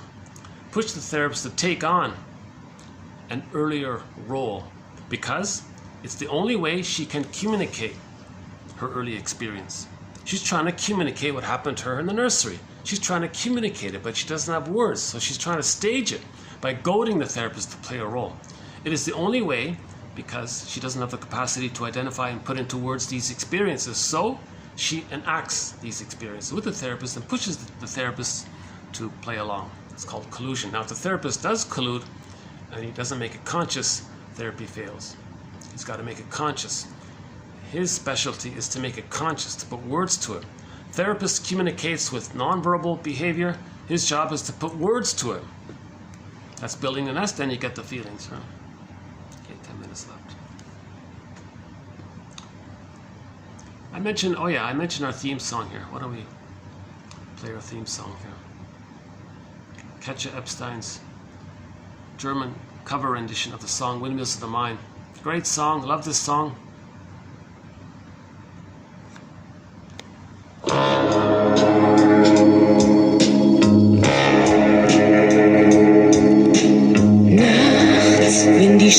Straßen plötzlich still sind, wenn die Stadt auf einmal schweigt, wenn aus steinernen Kaminen stumm der Mond zum Himmel steigt, wenn es hier in meinem Zimmer leer und einsam wird um mich, such ich in den dunklen Schatten die Erinnerung an dich und ich fühle, wie ein Augenblick zur Ewigkeit gerinnt, wenn das Spinnrad meiner Träume längst zerrissene Fäden spinnt und sich leis zu drehen beginnt, wie sich Mühlen drehen im Wind.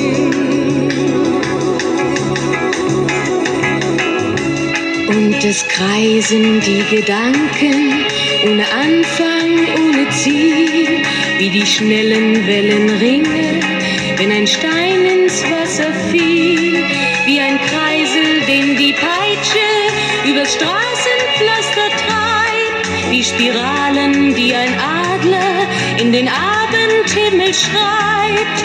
Und ich fühle, wie ein Augenblick zur Ewigkeit gerinnt, wenn das Spinnrad meiner Träume längst zerrissene Fäden spinnt und sich leis zu drehen beginnt, wie sich Mühlen drehen im Wind.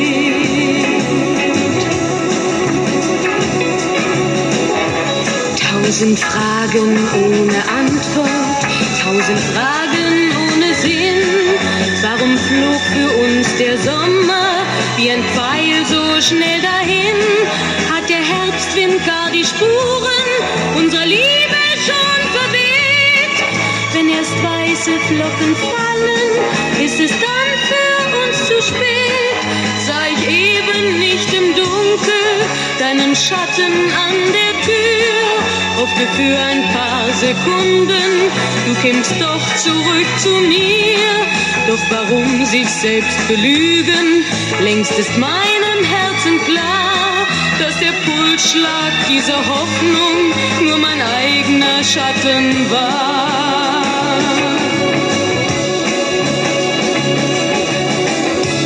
Und ich fühle, wie der Augenblick zur Ewigkeit gerinnt, wenn das Spinnrad meiner Träume längst zerrissene Fäden spinnt und sich leis zu drehen beginnt, sich im Kreis zu drehen beginnt, wie sich Mühlen drehen im Wind, wie sich Mühlen drehen im Wind.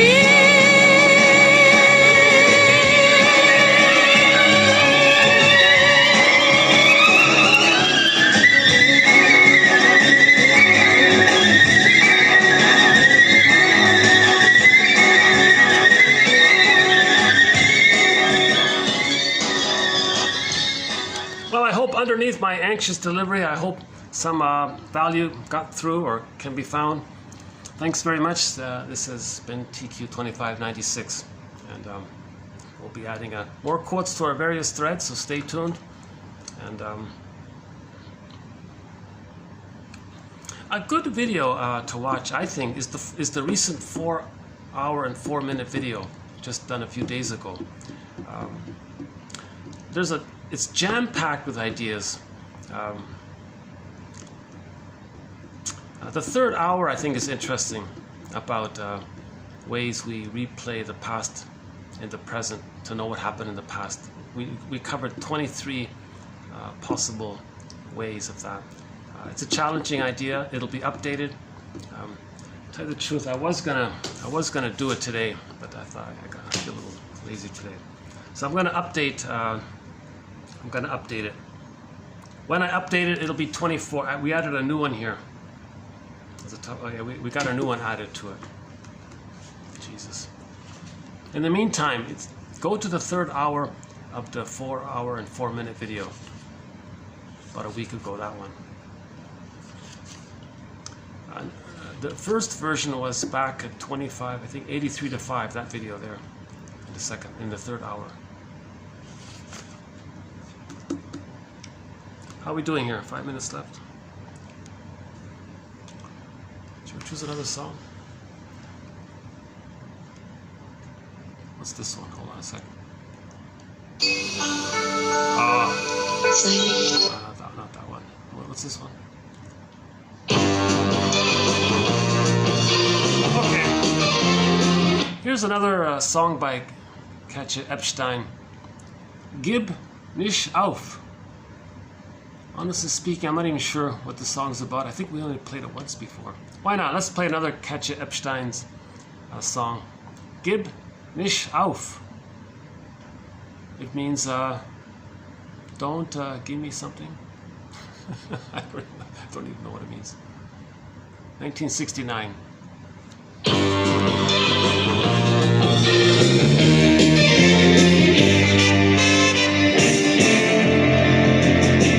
Der Mann, den du so geliebt, der empfindet für dich nichts mehr. Ein schöner Traum ist ausgeträumt und die Welt scheint plötzlich leer. Doch dieses Leben geht weiter und weint nicht dem Glück hinterher.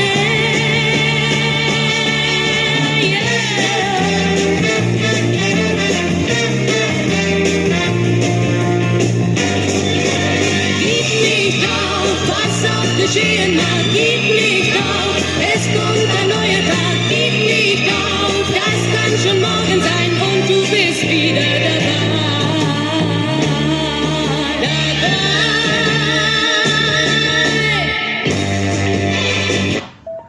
Oh!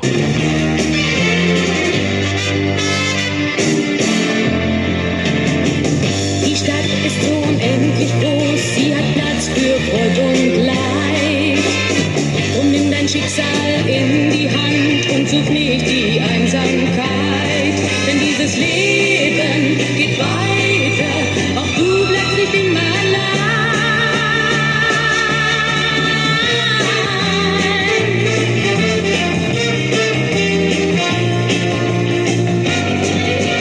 Gib nicht auf, was auch geschehen mag, gib nicht auf, es kommt ein neuer Tag, gib nicht auf, das kann schon morgen sein und du bist wieder dabei.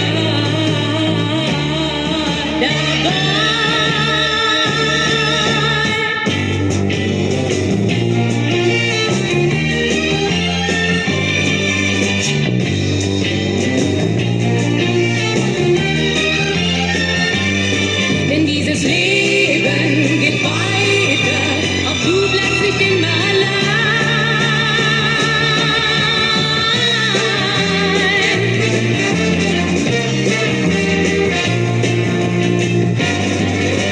Gib nicht auf, was auch geschehen mag, gib nicht auf, es kommt ein neuer Tag, gib nicht auf, das kann schon morgen sein und du bist wieder dabei.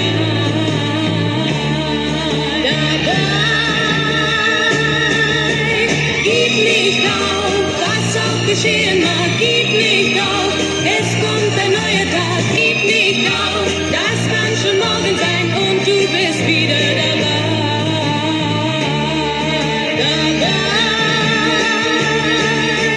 Gib nicht auf, was auch geschehen mag, gib nicht auf, es kommt ein neuer Tag, gib nicht auf, das kann schon morgen sein und du bist.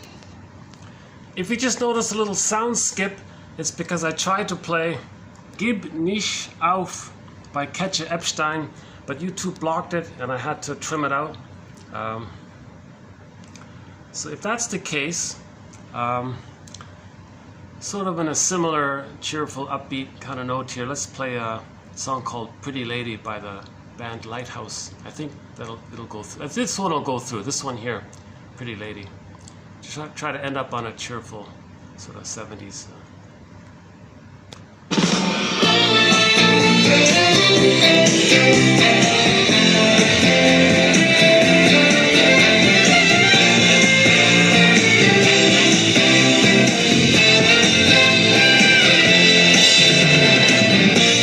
I see you each morning, and in silence I say, pretty lady, I love you, but I know there's no way that you'd consider my love, girl, 'cause you don't have the time.